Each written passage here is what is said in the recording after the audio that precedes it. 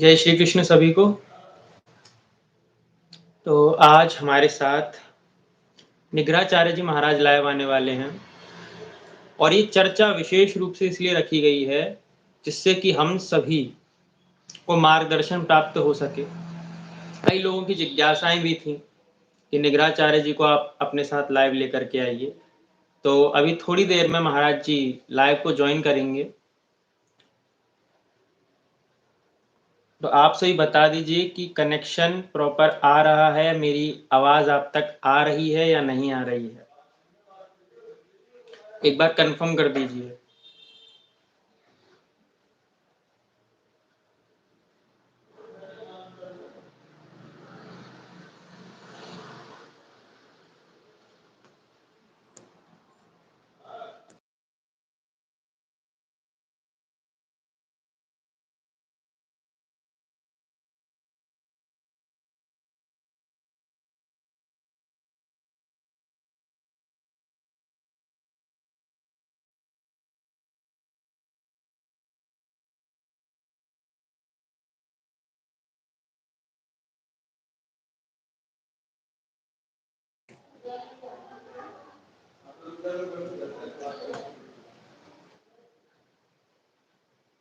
आवाज आ रही है,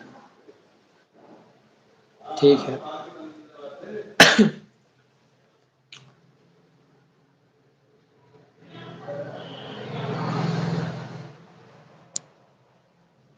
तो अभी थोड़ी देर में महाराज जी हमारे साथ लाइव आएंगे। जब तक हम थोड़ी चर्चा कर लेते हैं धर्म के ऊपर।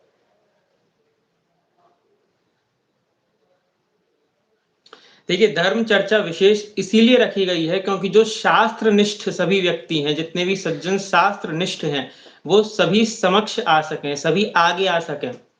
कोई भी व्यक्ति ये न सोचे कि हम जो हैं शास्त्र निष्ठ नहीं हैं, क्योंकि हर वो व्यक्ति जो हिंदू है शास्त्रों पर विश्वास रखता है। भले ही ये आवश्यक नहीं है कि उसको शास्त्रों का ज्ञान नहीं है, ये एक अलग चीज है कि शास्त्रों का ज्ञान नहीं है, किंतु हमारे परंपरा प्राप्त आचार्यों पर आपको विश्वास है, हमारे शास्त्रों पर आपकी दृढ़ विश्वास है, हमारे आचार्य जो कह रहे हैं परंपरा से उसको आप स्वीकार कर रहे हैं, उसके ऊपर आप अमल कर रहे हैं, उसको अंगीकार कर रहे हैं, तो उसका अर्थ है कि आप शास्त्रनिष्ठ हैं। किंतु आप जितने भी अंग में उसको स्वीकार करते हैं, सबसे पहली बात तो ये आवश्यक है कि भागवत जी में एक बहुत अच्छी बात कही गई है, इंद्रियाणि मनः प्राणात्मा धर्मो धृति मति हिरी श्री तेज स्मृति सत्यम यस्य नश्यन्ति जन्मना। हमारे चित्त में कामनाओं का उदय होता है और उन कामनाओं के उदय होने से क्या होता है कि श्री तेज नष्ट हो जाता है, तत्काल नष्ट हो जाता है। इसीलिए कामनाओं का उदय हमारे चित्त में ना हो। किस प्रकार की कामनाएं? दूषित कामनाएं, जो कि हम सभी करते हैं। दूषित कामनाओं का उदय यदि हमारे हृदय के अंदर होगा तो क्या होगा वहां पर? तो वहां पर जो श्री होगी वो नष्ट हो जाएगी, जो हमारा तेज होगा वो नष्ट हो जाएगा, और जिससे कि धर्म पर चलने के लिए हमको आवश्यकता किसकी है? गुरु गोविंद और ग्रंथ की। यदि उनसे हम दूर हुए तो हम क्या कल्पना कर सकते हैं कि हमारा कोई अस्तित्व है? क्योंकि जीवन में हर व्यक्ति जब आता है तो किसी ना किसी उद्देश्य के लिए आता है। वो उद्देश्य आप सभी को ज्ञात होना चाहिए कि हमारा उद्देश्य क्या है। यदि लौकिक दृष्टि से देखें तो हर व्यक्ति का धन अर्जित करने का एक उद्देश्य होता है कि हमको इतना पैसा कमाना है, हमारा महीने पे घर चलना है, इत्यादि बातें होती हैं। किंतु जब हम कहीं बाहर जाते हैं, देखिए, जब हम जैसे जैसे धीरे धीरे हम एक अवस्था को प्राप्त होते हैं, छोटी आयु से लेकर के, तो वहां पे विद्यालय जाते हैं पढ़ने के लिए। वहां पे उद्देश्य केवल यही होता है कि ज्ञान अर्जन करें, उस ज्ञान के माध्यम से एक सुव्यवस्थित जो हमारा जीवन है वो चल सके।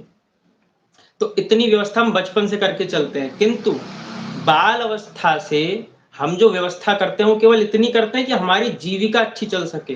किंतु कितने लोग ऐसे हैं जो ये सोचते हैं कि हम धर्म के रास्ते से चलें, धर्म युक्त होकर के चलें, धर्म को साथ लेकर के चलें, क्योंकि धर्म को यदि त्याग दिया, धर्म को यदि छोड़ दिया और धर्म से युक्त होकर के व्यक्ति नहीं चलेगा, तो ऐसी अवस्था में व्यक्ति किस प्रकार से अपनी उन्नति कर सकता है। पूरी शंकराचार्य जी भी इसी बात को कहते हैं कि हर व्यक्ति का जो उद्देश्य होता है वो स्वयं भी उस उद्देश्य को विफल नहीं कर सकता। और कई लोगों का ये प्रश्न रहता है कि सफलता असफलता, तो उस पर भी पूज्य शंकराचार्य जी ने कहा ही है कि आपको अपना प्रयास करना है। वो नौका वाली कथा सुनाई थी ना शंकराचार्य जी ने, कि वो नाविक नौका को खेते रहता है, तो अंत में क्या होता है, यमराज उसी को दंड देते हैं। क्यों? क्योंकि तुम्हारा काम था खेते रहना, किंतु उसने अपना कार्य त्याग दिया। भगवान श्री कृष्ण गीता में अर्जुन को क्या कह रहे, तुम्हारा कार्य क्षत्रिय का है, युद्ध करने का, युद्ध करो। क्लेब्यम मास्मागमः पार्थ नेतत्व पद्यते शूद्रम हृदय दौर्बल्यम तक्तोविष्ट परंतपा। ये जो तुम्हारे हृदय के अंदर शूद्र दुर्बलता है, इसको त्यागो। तो मैं ये कहना चाहता हूं हर एक हिंदू से, हर एक सनातनी से, भगवान श्री कृष्ण गीता को मध्य रखकर अर्जुन को परिलक्षित करते हुए हम सभी से जो निकट भविष्य है, भगवान को पता थी क्या होने वाला, भगवान सर्वज्ञ हैं। इसलिए भगवान ने कहा है अर्जुन, आप सोच रहे हैं कि हम गीता पढ़ रहे हैं, ये केवल अर्जुन से कहा जा रहा है, किंतु ये बात अर्जुन की नहीं है। शूद्रम हृदय दौर्बल्यम, ये जो हृदय हमारा दुर्बल है, ये केवल वहां पे अर्जुन का युद्ध भूमि में नहीं हुआ, आज हम सभी युद्ध की भूमि में खड़े हुए हैं और हम सभी का हृदय दुर्बल है। जहां पर मुखर होकर के धर्म के लिए आवाज उठानी चाहिए, बोलना चाहिए, वहां हम नहीं बोलते हैं, वहां कहीं ना कहीं हम मौन धारण कर लेते हैं और अधर्म को शय मिल जाती है। अधर्म को शय किस लिए मिलती है? क्योंकि जो धार्मिक व्यक्ति हैं, जो धर्मनिष्ठ हैं, जो शास्त्रनिष्ठ हैं, वो मौन हो जाते हैं। यदि वही नहीं बोलेंगे, यदि प्रशासन अपना कार्य ठीक से नहीं करेगा, तो चोरियां तो होंगी, आतंकवाद तो बढ़ेगा ही। तो जिस प्रकार से किसी राज्य में यदि चोरी हो रही है, आतंकवाद बढ़ रहा है, उसका अर्थ क्या हुआ? वहां पे प्रशासन ठीक नहीं है ना, यही आप कहोगे, या पुलिस अपना कार्य अच्छे से नहीं कर रही है।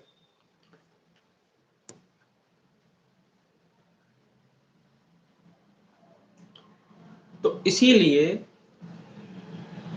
आप सभी अपना कार्य अच्छे से करें।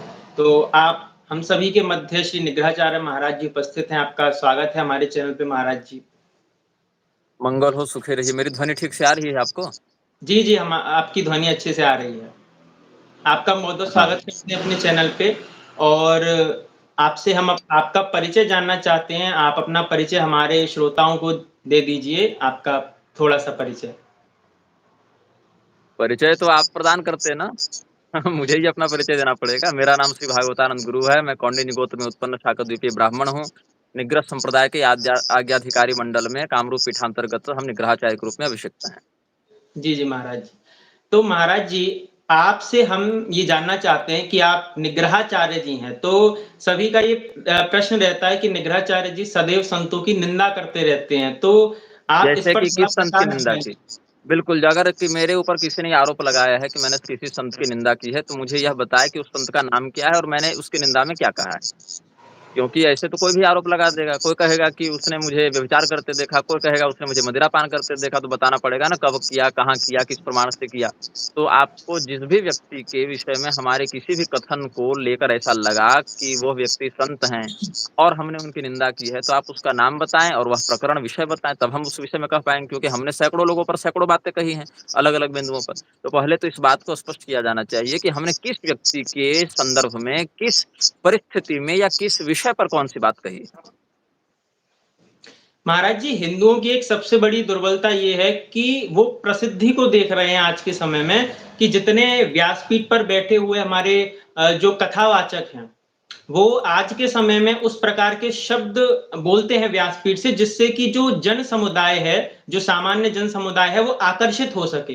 किंतु जो जैसे कि शास्त्र में आप आपको एक वास्तव उदाहरण का नाम देकर बताएं। जैसे जी कि जी महाराज जी। जैसे कि जैसे आप जिन भी व्यक्तियों के विषय में संकेत करना चाह रहे, उदाहरण के लिए कोई 1-2 नाम हमें बताएँ, जो प्रसिद्धि के कारण हिंदुओं के सिरमौर बने हुए हैं। जैसे कि अभी आया ही है एक जया किशोरी ने जिन्होंने मासिक धर्म के ऊपर कुछ प्रलाप किया था। ठीक है। तो जया किशोरी के कितने अनुयायी होंगे पूरे देश में या पूरे विश्व में आपके अनुसार? जया किशोरी के कितने अनुयायी होंगे? 1 करोड़, और ईसा मसीह के कितने अनुयायी हैं पूरे विश्व में? 1 अरब। 1 अरब नहीं, लगभग 4-5 अरब तो हैं ही, हाँ, ज़्यादा ही हैं, लेकिन ठीक है। लेकिन जया किशोरी की उनसे तुलना में उनसे ज़्यादा ही है। 4-500 करोड़ अधिक है ना? हुँ, तो हिंदू उनके पीछे क्यों नहीं जा रहा है? मतलब जो हिंदू जया किशोरी को फ़ॉलो कर रहा है, ये समझकर कि उसके बड़े फ़ॉलोवर्स हैं, तो ईसा मसीह के फ़ॉलोवर्स तो जया किशोरी की तुलना में 400-500 गुना अधिक हैं, तो हिंदू वहाँ क्यों नहीं जा रहा है? इसीलिए नहीं जा रहा है क्योंकि कहीं न कहीं हिंदुओं के मन में यह लगता है कि जया किशोरी अच्छी है जी। और ईसा मसीह अच्छे नहीं हैं, मतलब वहाँ नहीं जाना चाहिए। मतलब उसको ये पता है कि केवल प्रसिद्ध होने से या केवल फ़ॉलोवर्स की संख्या अधिक होने से कोई व्यक्ति अच्छा या बुरा नहीं होता या कोई व्यक्ति सही या गलत नहीं होता। तो यही बात उन लोगों पर भी लागू होती है कि जया किशोरी के 1 करोड़ फ़ॉलोवर्स हैं, पूरी शंकराचार्य जी के 10 लाख 20 लाख होंगे। तो हुँ। फ़ॉलोवर्स के दृष्टिकोण से तो जया किशोरी सीनियर निकल गई, अधिक बड़ी हो गई। लेकिन वहाँ नहीं जाना चाहिए क्योंकि केवल लोगों की संख्या अधिक हो जाने मात्र से अगर किसी का पक्ष धर्म का हो जाए और लोगों की संख्या कम हो जाने मात्र से किसी का पक्ष अधर्म का हो जाए, तो मथुरा की सेना सदैव जरासंध के सापेक्ष अधर्म की ही मानी जाती, पांडवों की सेना सदैव कौरवों के सापेक्ष अधर्म का ही पक्ष रखने वाली सेना मानी जाती। ये महाराज जी आपने बहुत अच्छी बात कही कि कौरवों की जो सेना थी वो बहुत अधिक थी पांडवों की अपेक्षा में।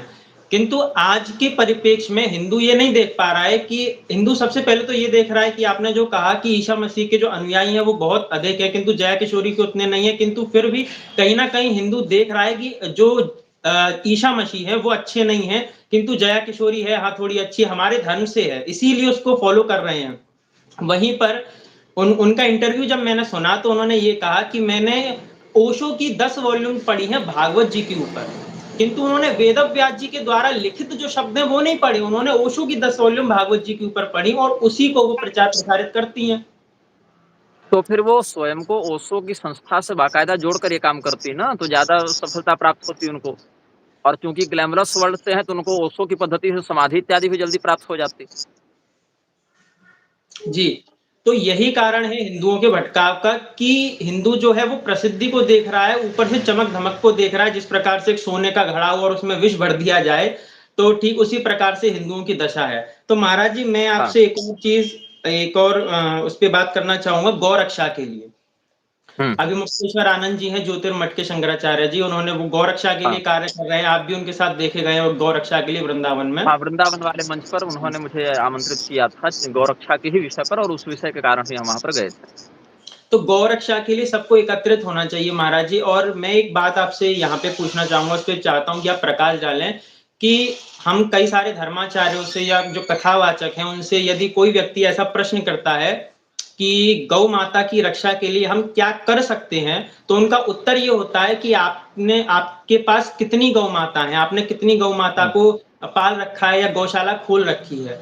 तो एक हुँ, मैं यहाँ पे थोड़ा-सा ऐड कर देता हूँ कि गौशाला तो कई सारे लोगों ने खोली है, जैसे इस्कॉन की भी गौशाला है, तो यदि हम गौशाला की दृष्टि से यदि देखें कि गौ माता की रक्षा हो, तो वो तो ठीक है। किंतु वहाँ पर आवश्यक ये भी है कि यदि कहीं गौ हत्या हो रही है, तो वहाँ पर मुखर होकर के बोले, आवाज़ उठाएँ, जैसे करपात्री जी ने 1966 में आंदोलन किया गौ माता की रक्षा के लिए, तो वहाँ पर हिंदू क्यों नहीं बोल पा रहा है मुखर होकर के, या कथावाचक क्यों सामने नहीं आ पा रहे हैं गौ माता की रक्षा के लिए? देखिए, अगर आप मुझे थोड़ा-सा विशेष समय दें, तो मैं इस विषय में जी, स्पष्टता से कुछ समझाना चाहता हूँ, जी, ठीक है? आप मैं अपनी बात पूरी करना चाहता हूँ इस विषय में, आप उसको सुनिएगा और सुनकर समझिएगा और मैं अपने दर्शकों से भी यही अपेक्षा रख रहा हूँ, यही हमारा आग्रह है आप सबों से। हमको पहले ये समझना पड़ेगा कि गौरक्षा की माँग उठाने की आवश्यकता क्यों पड़ रही है? हमारे सनातन धर्म के जो मान्य ऐतिहासिक ग्रंथ हैं, जैसे रामायण, महाभारत, पुराण आदि भी, जहाँ पर हम कथानकों के माध्यम से अपने अतीत को, अपने इतिहास को समझ सकते हैं, नायकों के दृष्टिकोण से भी और खलनायकों के दृष्टिकोण से भी। हमारे यहाँ रावण का चरित्र आप देखें, दुर्योधन का चरित्र देखें या हिरण्यकशिपु इत्यादि का चरित्र देखें, तो उनकी बातों को बिना तोड़े-मरोड़े ऋषियों ने उनके ही दृष्टिकोण से लिखा है। यहाँ अगर वो स्वयं को ईश्वर मान रहे हैं, तो उसको वैसे ही लिखा उन्होंने और भगवान के भक्तों के पक्ष को भी भगवत भक्त के दृष्टिकोण से ही लिखा है। गौरक्षा का विषय सदैव से धर्म और अधर्म के मध्य संघर्ष का एक महत्वपूर्ण बिंदु रहा है। विप्रधेनु सुरसंतहित लिन्ह मनुज अवतार, भगवान के अवतार में एक प्रधान उद्देश्य गौरक्षा का होता है। इस बात को ही परिलक्षित करने के लिए भगवती वसुंधरा भी ब्रह्मदेव के पास गौ का रूप धारण करके जाती हैं। ये सनातन धर्मावलंबी जानते हैं। वर्तमान परिस्थिति में गौरक्षा जो है, हम जिस देश में रह रहे हैं, भारत नामक इस देश में जो भी अभी राजनीतिक सीमांकन उपलब्ध है, ऐसे तो हम भारतवर्ष की परिगणना में ईरान, इंडोनेशिया और नेपाल, भूटान, श्रीलंका, पाकिस्तान, अफगानिस्तान, बांग्लादेश सब अखंड भारत की सीमा में हम समझते हैं। लेकिन वर्तमान जो राजनीतिक सीमांकन चल रहा है भारत भूमि के नाम से, भारतवर्ष के नाम से, इसमें जो भी सत्ताधारी दल बैठे हैं, हर पार्टी की मैं बात करूंगा, मतलब इस प्रणाली से जो जुड़े हैं, इस वोटिंग सिस्टम से, इस डेमोक्रेटिक सिस्टम के माध्यम से जो भी व्यक्ति सत्ताधारी बनता है, उसके सामने सबसे पहली चुनौती क्या होती है? Electoral funding. आप इस विषय को समझेंगे। अभी मैं मृक्षराज सीरीज भी निकाल रहा हूँ और मृक्षराज श्रृंखला की पुस्तक भी मैं निकालूंगा सप्रमाण बातों को रखते हुए। तो मैंने जो अनुभव किया, इसमें सबसे बड़ी समस्या है किसी भी नेता के जीवन में इलेक्टोरल फंडिंग। वो क्या होती है? आपको चुनाव जीतने के लिए चाहिए पैसा, और पैसा चाहिए अथाह, उसका कोई बजट तय नहीं हो सकता है। भारत में सबसे अधिक घोटाला जिस विभाग में होता है, मैं बड़े दावे के साथ कहना चाहूँगा, वो है चुनाव आयोग। इसका कारण क्या है? चुनाव आयोग के खर्चों की जो ऑडिट है, वो स्वस्थ विधा से नहीं होती। इसीलिए अथाह पैसा वहाँ पर खर्च होता है और अथाह वहाँ पर कमीशन भी बढ़ता है। ये एक अघोषित सत्य। अब इतने इतने खर्चों को पूरा करने के लिए पार्टियों को चाहिए होता है चंदा। चंदा किस स्रोत से आ रहा है, इससे उनको मतलब नहीं होता है। पार्टियों को केवल चाहिए पैसा। हमको 100 करोड़, 200 करोड़, 500 करोड़, 1000 करोड़, जिसकी जैसी हैसियत है वैसा वो दे। अब इसमें क्या है, जितने भी लोग अलग-अलग व्यवसायों से जुड़े हुए हैं, उनको सरकार के माध्यम से ऐसे कानूनों की उम्मीद होती है, ऐसे नियमों की अपेक्षा होती है, जो उनके व्यवसाय को आगे बढ़ाने में, उनको अधिक से अधिक लाभ अर्जित करने में सहयोगी हो। और इसमें एक बहुत बड़ा हिस्सा गौ माता के वध से, गौ माता की हत्या से जुड़ा हुआ है। गौ हत्या केवल आपको बाहर से देखने से लग रहा है कि गौ हत्या वस्तुतः केवल खाने के लिए लोग कर रहे होंगे, मतलब गाय मारी खा गया। ऐसा नहीं है। गौ हत्या करने का प्रधान उद्देश्य गाय का भक्षण करना नहीं है। आप अगर कसाई खानों की रिपोर्ट को देखें, गौशाला डेयरी उद्योग की रिपोर्ट को देखें, तो जो डेयरी उद्योग है, वो गौ हत्या में सबसे बड़ा स्थान अभी लेकर आया है। वहाँ पर दूध के लालच में एक तो गौ माता के साथ अमानवीय, अप्राकृतिक मशीनों का प्रयोग करके शोषण किया जाता है। दूसरी बात है, जो उनके बछड़े होते हैं, उन बछड़ों को अति अल्प अवस्था में ही, ऐसे आप जन्मजात बच्चे को भी अगर मार दें तो हत्या ही है, और 15 साल 20 साल के बाद ही मारे तो भी हत्या ही है। लेकिन अगर आप उस बछड़े को अपनी माँ से अलग करके कसाई खाने में भेज रहे हैं, तो कितने घरों से हिंदू भेज रहे हैं? सांगठनिक रूप से तो गौशालाओं से ही बछड़ों की सप्लाई हो रही है। अब ये गौशाला कोई भी संस्था चला सकती है। हमने तो अपने अनुभागों में मृक्षराज श्रृंखला में इस्कॉन के भी विषय में बताया कि इस्कॉन की गौशालाओं से भी बछड़ों की तस्करी हो रही है। वहाँ जो कृष्ण धर्मदास इत्यादि थे, उनके द्वारा मारी गई गायों के, बछड़ों के, सबके हमने नाम बताए, सबकी हमने उम्र बताई। आप मृक्षराज सीरीज देखेंगे, हमने सबका नाम बताया है, सबकी उम्र बताई है। तो अमूल जो है डेयरी उद्योग का इतना बड़ा है, या सुधा डेयरी है, ये सब जितने भी बड़े-बड़े कॉर्पोरेट डेयरी वर्ल्ड से वाले हैं, उनका उद्देश्य जो है वो केवल दुग्ध का या दुग्ध मिश्रित उत्पादों का व्यवसाय करना है। उनको गोरक्षा से कोई मतलब नहीं है। साथ ही जितनी बड़ी-बड़ी गौशालाएँ हैं, बड़े-बड़े मठों में भी चल रही हैं, उनमें भी बहुत कम ही ऐसी गौशाला हैं जहाँ सेवा हो रही है। लगभग गौशालाओं में व्यापार हो रहा है। गौ सेवा के नाम पर 100 करोड़ आ रहा है, खर्चा 20 करोड़ 30 करोड़ हो रहा है, 60 करोड़ 70 करोड़ ट्रस्टी खा रहे हैं। उसमें भी जो बछड़े हैं, जो नर गोवंश है, उसका वो लोग तस्करी करके बेच दे रहे हैं। गर्भधारण करवाने के लिए सीमन का प्रयोग किया जा रहा है, अप्राकृतिक विधान का प्रयोग किया जा रहा है, जिससे हमारी गौ का जो नस्ल व्यवस्थापन है, जो हमारी गौ की शुद्धता है, वो भी समाप्त हो रही है। अब इसमें सरकार बीच में एक लेकर आई थी व्हाइट रिवॉल्यूशन। व्हाइट रिवॉल्यूशन को श्वेत क्रांति दुग्ध के क्षेत्र में कहा जाता है। व्हाइट रिवॉल्यूशन ने क्या किया? दूध को कॉर्पोरेट बनाया। हमारे घर में, हर गाँव में पर्याप्त से अधिक दुग्ध का उत्पादन होता था। हमारे यहाँ भारत में, और बहुत पहले की बात नहीं कह रहा हूँ, मतलब कि 2 पीढ़ी पहले तक भी अगर आप चले जावें, तो घी के दीपक जलने सामान्य बातें थी। जी। मतलब रात्रि को अंधकार होने पर घृत का दीपक जल रहा है। एक मध्यम वर्गीय परिवार के लिए इतना था। चलो बहुत ज़्यादा गरीब है तो घी नहीं जला रहा है, लेकिन तेल जला रहा है, लेकिन मध्यम वर्गीय परिवार के लिए घृत के दीपक, घृत का प्रतिदिन भोजन में प्रयोग होना बिल्कुल सामान्य बात थी। अब हाल क्या है? दीपक जलाना छोड़ो, आप तो देवताओं के हविष्य निर्माण के लिए भी मिलावटी घी का प्रयोग करने के लिए 80 रुपए, 100 रुपए वाला घी प्रयोग करने के लिए विवश हो गए हैं। अब 80 रुपए, 100 रुपए यहाँ लीटर दूध नहीं शुद्ध मिल रहा, आपको घी कहाँ से शुद्ध मिल जाएगा? अब वहां पर जो है दुग्ध का उत्पादन, अब देखिए दुग्ध का उत्पादन बढ़ गया। कैसे बढ़ा? श्वेत क्रांति के नाम से। और वहां दुग्ध में दुग्ध तत्व कितना है कोई नहीं जानता है। खपत है आपको 1000 लीटर की, वहां पर उत्पादन हो जा रहा है 3000 लीटर।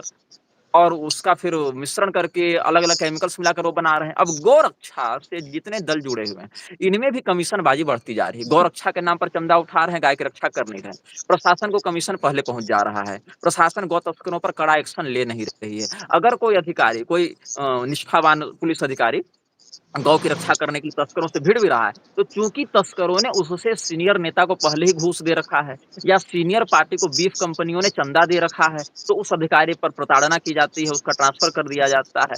यहाँ पर मंदिरों में कुत्ते लेकर घुमाने वाले जब हिंदू पैदा हो गए हैं, तो गाय की रक्षा करने वाला हिंदू कहाँ से आपको दिखेगा? अपने घर में कुत्ता पालना, अपने घर में बच्चों की पढ़ाई में प्रति वर्ष 4 लाख 5 लाख रुपए खर्च करना आज के हिंदुओं के लिए सरल हो गया है। कुत्ते की एक-एक वैक्सीन जितने हजार रुपए की आती है ना, उतने जी, जी। रुपये में पूरे महीने का गौ सेवा का खर्च सरलता से निकल जाएगा अगर आप देसी गौ माता पाल रहे हैं तो। एक-एक वैक्सीन कुत्तों की आती है 15,000 20,000 रुपए की। सामान्य ब्रीडिंग की मैं बता रहा हूँ। 15 से 20,000 रुपए में एक मध्यम वर्गीय परिवार अगर छोटे शहर में भी रह रहा है और उसके पास जगह है, अगर जगह की कमी है तो फिर उसकी मैं नहीं कह सकता हूँ, लेकिन कम से कम वो इतना अवश्य कर सकता है कि अपने धन का हिस्सा जहाँ जगह वाले गौ रक्षक है वहां दे दे। लेकिन गाँव में अगर आप देखें तो 15 से 20,000 रुपए 5 गाय को पालने के लिए अगर हरा चारा उपलब्ध है तो पर्याप्त है।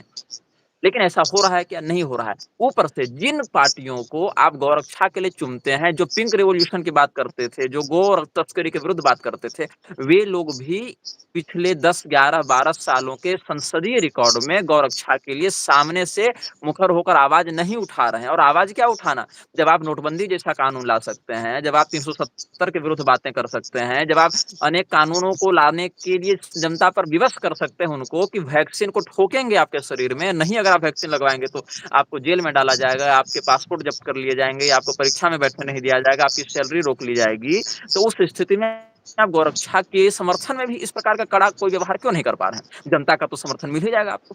क्योंकि जैसा कि मैंने आपको पहले कहा था, गौ हत्या भोजन से जुड़ा हुआ विषय ही नहीं है।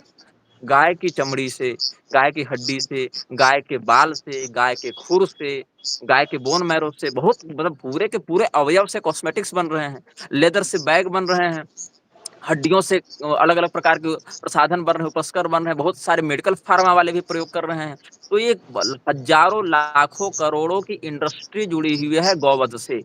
और जब तक आप गौरक्षा का उद्देश्य उस लाखों, करोड़ों की अर्थव्यवस्था के ऊपर नहीं दिखाने में सफल होंगे, तब तक इसको संवैधानिक रूप से निरस्त करना कठिन हो जाएगा। क्योंकि आप जिस देश में रह रहे हैं, वो देश लोकतांत्रिक देश के रूप में चल रहा है। लोकतंत्र के लिए चाहिए होता है चुनाव में जीतना, और चुनाव जीतने के लिए चाहिए होता है पैसा, और पैसा जिस भी स्रोत से आवे, पार्टियां लेने के लिए तैयार होती हैं। और उस फंडिंग में एक बहुत बड़ा हिस्सा गो हत्या के माध्यम से जनरेट हो रहा है। तो जब तक ये रेवेन्यू जनरेशन पर रोक नहीं लगेगी, आंदोलनों से कुछ नहीं होगा। दूसरा, हिंदुओं की सबसे बड़ी कमजोरी है और जो मुसलमानों की सबसे बड़ी ताकत है, आंदोलन की शैली।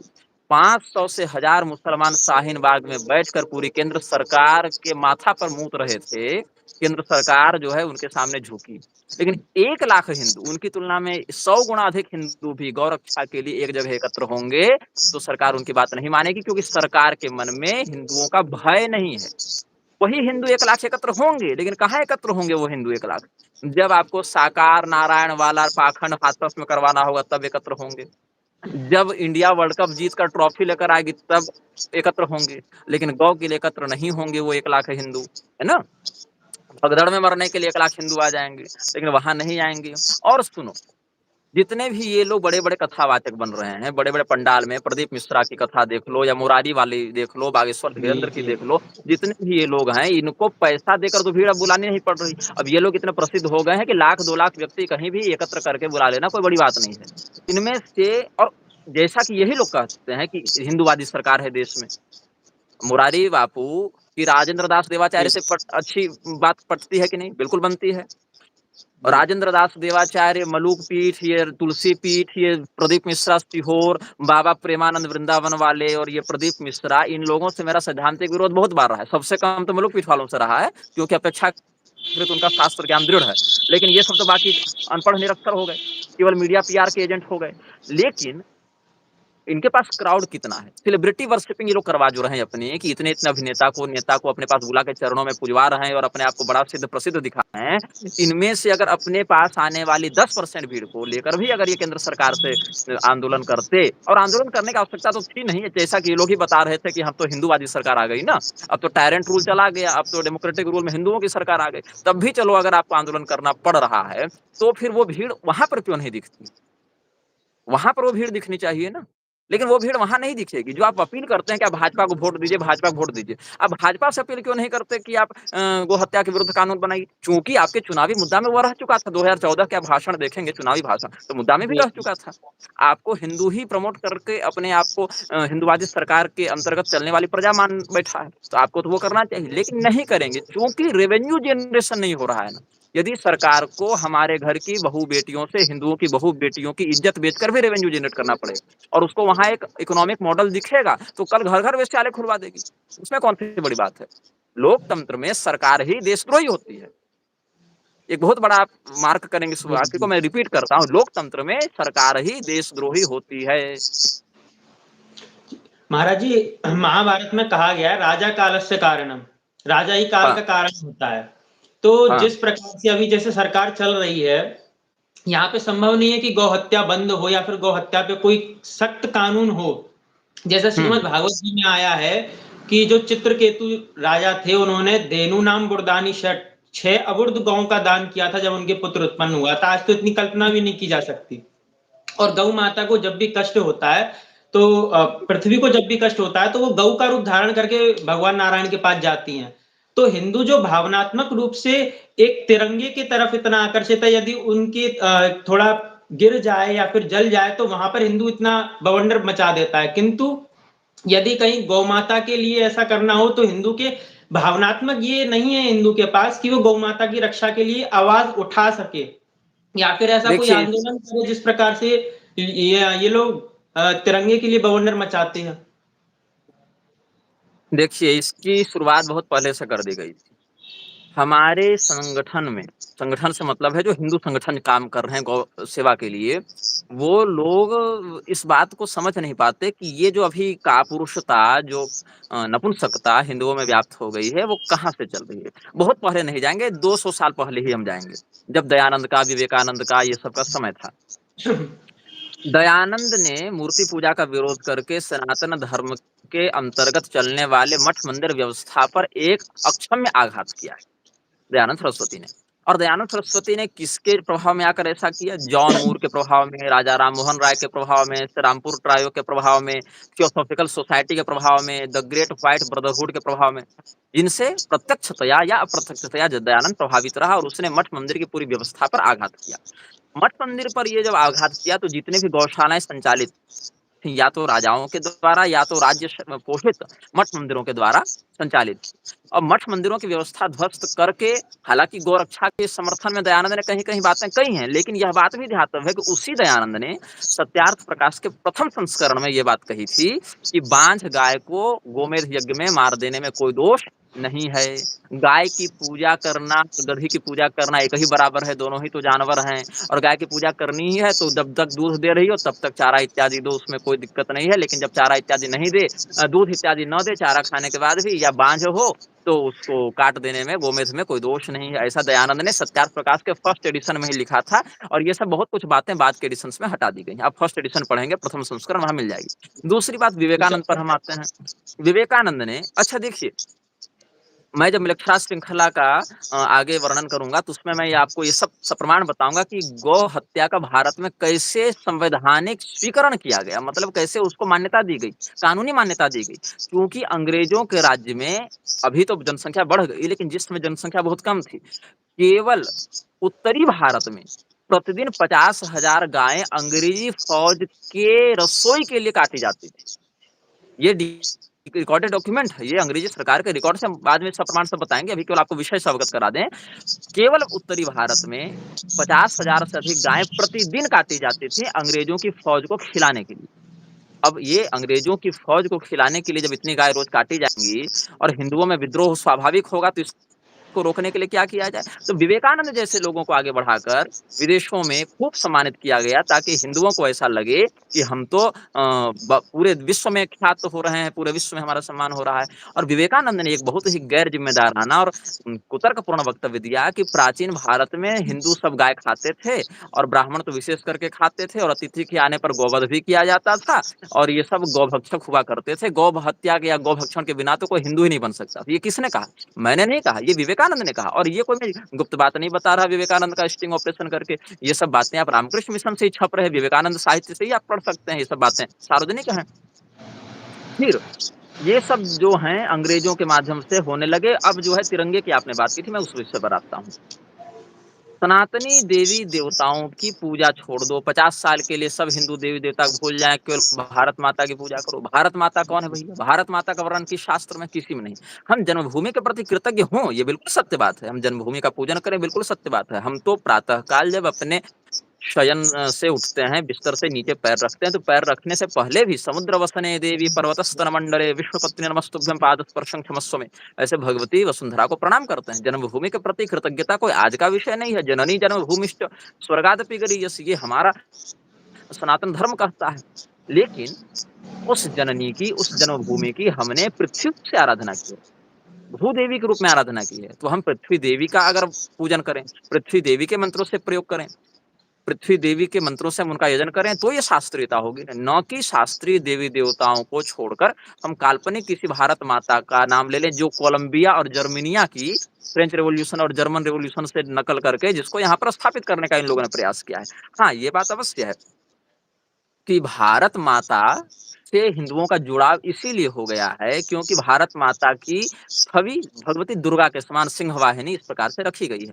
लेकिन ये केवल भावनात्मक उत्प्रेरणा के लिए ठीक है उतना, नाटकीय रूप से। ठीक है? जैसे नाटक एकांकी ये सब करते हैं रूपक दिखाने के लिए, रूपक के रूप में कि चलो एक जन्मभूमि है, उसकी एक आकृति है। लेकिन हिंदू अपने देवी-देवता को भूल जावे, इस कीमत पर, इस मूल्य पर हम एक मंदिर बना दें भारत माता के नाम से, वहाँ पूजा करवाने लग जावें, ये सब असंवैधानिक है सनातन धर्म के संविधान में। अब कोई शराबी, जुआरी, व्यभिचारी 500 सांसद चुनाव जीतकर नेता मंत्री कानून बना दें, वो तो संविधान परिवर्तनशील है। हम संवैधानिक शास्त्रीय सीमा में इसको नहीं मानते हैं कि कोई भी हिंदू देवी-देवताओं का निषेध करके काल्पनिक देवी-देवताओं को स्थापित कर दे, और आरएसएस भी आज यही करने में लगा हुआ है। आरएसएस भी आज यही करने में लगा हुआ है। जब हमारे मान्य शंकराचार्यों ने इस कुचक्र का साथ नहीं दिया, तो सत्यमित्रानंद जैसे नकली शंकराचार्य खड़ा कर दिया आरएसएस ने। सत्यमित्रानंद ने भारत माता मंदिर बना दिया। सत्यमित्रानंद जब मरा, उसके मरने पर उसकी शोक सभा या सम्मान सभा जो नाम दे दो, उसमें अवधेशानंद, कैलासानंद ये सब आए थे। तो उस रामदेव और शरणानंद वगैरह रमन रेती वाला सब आया था, वो सब खुलेआम मुल्लों से गले मिल रहे हैं। ये लोग क्या कर रहे हैं? ये लोग हिंदुओं को मूर्ख बना रहे हैं। हिंदुओं से पैसा खाकर, हिंदुओं को चेला बनाकर, हिंदुओं के धर्मगुरु के रूप में अपनी स्थापना करके कहते हैं कि शास्त्रों को बदल दो, कहते हैं कि दयानंद को आदर्श मान लो, विवेकानंद को आदर्श मान लो, योगानंद को आदर्श मान लो, राजा राम मोहन राय को आदर्श मान लो। दूसरी ओर जो हमारे सनातनी देवी-देवता हैं उनको भूल जाओ, भारत माता की पूजा कर लो, तिरंगे की पूजा कर लो। भगवा ध्वज की भी बात आती है तो भगवा ध्वज को आरएसएस ने गुरु बना रखा है, क्योंकि भगवा ध्वज तो कुछ बोलेगा नहीं, कहीं गलती पर टोकेगा नहीं। तो इसीलिए ऐसा गुरु बनाओ जो अंधा, बहरा, लंगड़ा, लूला हो, जिसको पता ही ना हो कि धर्म क्या है, जड़ तत्व। हम तो गुरु को चेतन तत्व जानते थे, यहाँ तो गुरु ही जड़ बैठा है, तो जड़ गुरु के चेले कितने चेतन हो पाएँगे? ये सब है ना। तो हमारे जो गौरक्षक हैं, उनको पहले समझना पड़ेगा कि धीरे-धीरे हिंदुओं की मानसिकता को गौरक्षा के विरुद्ध ले जाया गया। गाय को गति से तुलना करके, गौ हत्यारे हिंदू हुआ करते थे, ऐसी भ्रामक बातें वेदों के अनर्थकारिणी व्याख्या के माध्यम से फैलाते हुए की गई। उसके बाद इकोनॉमिक मॉडल खड़ा किया गया अंग्रेजों के द्वारा, जिसको आज की सरकार भी ढो रही है। उसके बाद गो हत्यारे दलों के ऊपर कोई कठोर कार्रवाई नहीं होना, गोरक्षकों को गुंडा कहना, ये सब बहुत कुछ है। एक दिन का ना विषय है और ना एक दिन की ये प्रणाली है। ये बहुत लंबी शताब्दियों से चल रहा षड्यंत्र है, और इस षड्यंत्र को धीरे-धीरे करके हिंदुओं के मन में ऐसा डाला गया कि अब ना हिंदू को मंदिर टूटने पर कष्ट होता है, ना हिंदुओं को गाय कटने पर कष्ट होता है, ना हिंदुओं को अपनी कुल परंपरा के नष्ट होने पर कष्ट होता है। हिंदुओं को तो मैं उसी दिन भ्रष्ट मान चुका हालाँकि मेरी उम्र अभी बहुत ज़्यादा नहीं है, मैं अभी लगभग 28 वर्ष का ही हूँ इस जन्म में, लेकिन जब से राजनीति में हमने गहरी नज़र रखनी आरंभ की, हर हर महादेव के स्थान पर, हर हर मोदी का नारा लगाकर हिंदू जिस दिन खुश होने लगा, आजम खां के हाथ में कुंभ जैसे पवित्र पर्व की व्यवस्था को देखकर जिस दिन हिंदू खुश होने लगा, जिस दिन हिंदू ने सोनिया गांधी का मंदिर बनवाना आरंभ कर दिया, जिस दिन हिंदू ने नरेंद्र मोदी के द्वारा कॉरिडोर के नाम पर मंदिरों को तोड़ने का विरोध करना भी उचित नहीं समझा, उस दिन से समझ लेना चाहिए कि हिंदू हिंदू नहीं है, हिंदू एक रोबोट है और अलग-अलग रोबोट के ऊपर अलग-अलग पार्टियों के नेता शासन कर रहे हैं। जी महाराज जी, तो जिस व्यक्ति का गुरु ही अंधा हो, उसके सारे चेले भी उसी की तरह अंधे। एक पथ प्रदर्शक यदि हमारा अंधा है, तो श्रुति है ना, चेले भी इस सभी पर अंधे श्रुति हैं, है उसके ना, पीछे अंधे चले नैव नियमाना यथांधा, भी। इस पर तो वेद कहते हैं अंधे नैव नियमाना यथांधा। जी। अंधे के पीछे चलने वाले सभी अंधे के ही समान नष्ट हो जाते हैं। आपने बागेश्वर धाम वाले ने भी यात्रा निकाली कि जाति-पाति की करो विदाई, हिंदू हिंदू भाई भाई। तो इस पर भी हमने उनका विरोध किया था और आपने विरोध किया था, तो आपका भी उन्होंने विरोध किया था व्यासपीठ से, वो कुछ बोले थे आपको, आपने भी फिर बाद में पलट के वार किया था। अभी महाराज महाराष्ट्र जी में से जो हम लोग दोनों उसी समय वार्तालाप हुआ था। अभी महाराज जी जो कुंभ में स्थिति बनी हुई, अभी कुंभ में आईआईटी वाले बाबा को वायरल कर रहे हैं, हर्षा रिछारिया जैसे लोगों को वायरल कर रहे हैं। जहां तक शास्त्रों में वर्णित है कि हम किसी भी तीर्थ क्षेत्र में यदि जाते हैं तो सवारी इत्यादि का प्रयोग नहीं करते हैं वहां पे। अरे भैया, महामंडलेश्वरों को हीरोइन के नितंब रस्तन से छुटकारा मिले तब न धर्मशास्त्र पलटेंगे। और वहां पे इस्कॉन वाले प्रभुपाद को विश्व गुरु बना दिया। ये देखिए, प्रभुपाद तो किसी का गुरु नहीं हो सकता है। प्रभुपाद जो है, उसका गुरु भी किसी का गुरु नहीं था। उसके गुरु ने स्वयं ही अपने मरे गुरु के 4 साल के बाद फ़ोटो के सामने स्वयं को दीक्षा ये दे दी और कह दिया कि हम जो है सो चैतन्य महाप्रभु के बाद सीधे इस संप्रदाय में दंडी संन्यास। चैतन्य महाप्रभु के बाद अगर आप इन लोगों को मानते हैं, तो चैतन्य महाप्रभु तो स्वयं अद्वैती थे। इस परंपरा से दंड संन्यास तो उन्होंने शांकर मत से लिया था। तो तुम कैसे उनकी परंपरा में अद्वैत विरोधी हो गए? अच्छा चलो, किम वा दुर्जनतोष न्याय से मान लें कि चैतन्य महाप्रभु द्वैतवादी ही थे। हालाँकि चैतन्य चरितामृत में उन्होंने स्वयं को सार्वभौम भट्टाचार्य इत्यादि से भेंट वाले विषय में मायावादी कहा है। अस्तु खैर। हम ये कह रहे हैं अगर तुम स्वयं को द्वैतवादी भी मानते हो, मध्वाचार्य जी की बात भी मानते हो, तो मध्वाचार्य तो जन्मना वर्ण व्यवस्था का समर्थन करते हैं, उनके ग्रंथों से देख लो। तो मध्वाचार्य जी की जो बात है जन्मना वर्ण व्यवस्था से, उसको तो तुम मान नहीं रहे, तो इसका अर्थ हुआ तो माध्व संप्रदाय से भी नहीं हुए। अब बात आते हैं गौड़ीय संप्रदाय वालों की, लेकिन गौड़ीय संप्रदाय वाले तो श्रीधर स्वामी की टीका को भी महत्व देते हैं, श्रीधर स्वामी की टीका को भी शास्त्रीय मानते हैं। चैतन्य महाप्रभु ने क्या कहा, श्रीधर स्वामी जी की टीका इतनी सुंदर है, इतनी अच्छी है कि इसके विरुद्ध जाकर अगर कोई चिंतन लेखन करे तो वह वेश्या के समान हमारे लिए बहिष्कृत होगा, त्याज्य होगा। ये चैतन्य महाप्रभु जी ने कहा। तो या तो आप द्वैतवादी बन लीजिए, द्वैतवादी अगर मध्वाचार्य जी को आप मानते हैं, तो इस्कॉन वालों को जन्मना वर्णम व्यवस्था भी माननी चाहिए और अगर ऐसा मान लेंगे तो प्रभुपाद और उसका गुरु दोनों तुरंत निरस्त हो जाएँगे। अच्छा चलो यदि आप चैतन्य महाप्रभु को ही मानते हैं कि हम अचिंत्य भेदाभेद वाले हैं, एक तो द्वैत और अचिंत्य भेदाभेद दोनों ही आपस में बहुत मामलों में कट जाते हैं। तो या तो ये लोग चैतन्य महाप्रभु के ही अनुयायी हो पाएँगे या तो ये लोग हो पाएँगे मध्वाचार्य जी के अनुयायी। लेकिन फिर भी अगर आप ये मानते हैं कि हम गौड़ीय संप्रदाय में चैतन्य महाप्रभु के ही अंतर्गत आते हैं, तो भी चैतन्य महाप्रभु ने श्रीधर स्वामी के भाष्य की बड़ी सुंदर व्याख्या की है, बड़ी सुंदर प्रशंसा की है। लेकिन तुम लोग तो श्रीधर स्वामी को मायावादी कहकर गाली दोगे। अच्छा, अगर ये मान लेते हो कि श्रीधर स्वामी ने जो टीका लिखी, वो टीका चैतन्य महाप्रभु के द्वारा स्वीकृत की गई थी, तो फिर प्रभुपाद को अलग से लिखने की क्या आवश्यकता थी? तो प्रभुपाद क्या हुआ? वेश्या के सदृश हो गया ना चैतन्य महाप्रभु की भाषा कहें तो, क्योंकि श्रीधर स्वामी जी के टीका के विरुद्ध जाकर उसने टीका की है, अपसिद्धांत का प्रसारण किया है। अब षड्गोस्वामियों की अगर हम बात माने तो षड्गोस्वामियों ने स्वयं को अचिंत्य भेदाभेदवादी माना है, न कि विशुद्ध द्वैतवादी, न विशुद्ध अद्वैतवादी माना। तो तुम लोग तो स्वयं को मध्वाचार्य जी के अंतर्गत रखते हो। तो ये सब जो हैं इस्कॉन वाले लोग, ये केवल अपना कॉर्पोरेट बाजार खड़ा कर रहे हैं उन हिंदुओं के पास आकर जो हिंदू धर्मशास्त्र के मामले में अनभिज्ञ हैं। ऊपर से उनको अपने यहाँ जोड़कर ये दिखाते हैं कि हम देखो भगवत भक्ति का प्रसार कर रहे हैं। लेकिन प्रभुपाद भगवत भक्ति का प्रसार नहीं कर रहा था, उसने जीसस को और कृष्ण को एक बताने का प्रयास किया और Krishna is Christ, Christ is Krishna, ऐसे कई बार उसने कहा। साथ ही साथ उसने भगवान कृष्ण की अपनी एक आवरणगत परिभाषा स्पष्ट कर दी एवं सनातन धर्म के अन्य समस्त देवी देवताओं को नकारते हुए उनके भक्तों की हत्या तक करने की बात कही है प्रभुपाद ने, जिसका प्रमाण हम अपने वक्तव्यों में दे चुके हैं। महाराज जी, जब हम इस्कॉन वालों का इस बात को लेकर के विरोध करते हैं कि तुम्हारे यहाँ पे क्राइस्ट को और भगवान कृष्ण को एक बताया जा रहा है, वहीं पर महादेव की ये लोग निंदा करते हैं, तो हम वहां पे नहीं, महादेव है, पूज्य है, भगवान है, वो भी भगवान है शास्त्रों की दृष्टिकोण से। तो ये लोग कहते हैं कि तुम्हारा संप्रदाय तो श्री और श्री संप्रदाय तो लक्ष्मी नारायण को अनन्य मानता है, तो तुम तो वो शांकर परंपरा के मायावादी हो रहे हो, तुम तो इस प्रकार से ये लोग प्रलाप करते हैं। ठीक जब ये है, लोग अगर आप महादेव जी वाले विषय को रहने भी दें, ठीक है, श्री संप्रदाय में भगवान लक्ष्मी नारायण का अनन्यता है, ठीक है। तो आप तो कृष्ण भगवान और विष्णु भगवान को भी एक नहीं मान रहे ना। जी। चतुर्थ वैष्णव संप्रदायों में ही आराध्य की सर्वोच्चता को लेकर क्या एक मत हैं लोग? नहीं है, यही वास्तविक तथ्य स्वीकार करना पड़ेगा, क्योंकि नहीं है। और जो नहीं है उसको हम हाँ नहीं कर सकते हैं। चारों वैष्णव संप्रदायों में, श्री संप्रदाय में भी जो अब रामानुज, रामानंद 2 विभिन्न शाखाएँ हो गई, उसमें भी आपस में श्री राम परत्व और श्री विष्णु परत्व को लेकर भी झगड़ा चल रहा है। उधर भगवान कृष्ण के परत्व को और भगवान विष्णु के परत्व को लेकर भी झगड़ा चल रहा है। भगवान कृष्ण में भी चतुर्भुज कृष्ण द्वारिकाधीश और द्विभुज कृष्ण मथुरापति में झगड़ा चल रहा है। इनमें परत्व का निर्णय कैसे हो सकता है? एक ही इष्ट के अंतर्गत नहीं हो पा रहा है यहाँ पर। राम भद्राचार्य जी ने तो यहाँ तक कह दिया कि जो रामानुजी परंपरा है वो तो वैष्णवों में आती नहीं, 4 वैष्णवों में वो परंपरा आती नहीं है, केवल रामानंदी आती है। का जो सिग्नल है, नेटवर्क है, वो थोड़ा बाधित तो हो रहा है हमारी दृष्टिकोण में। नहीं, हमारा हमारा जो जी, जी। हमारा सिग्नल ठीक है। पुनः आप अपनी बात कहेंगे?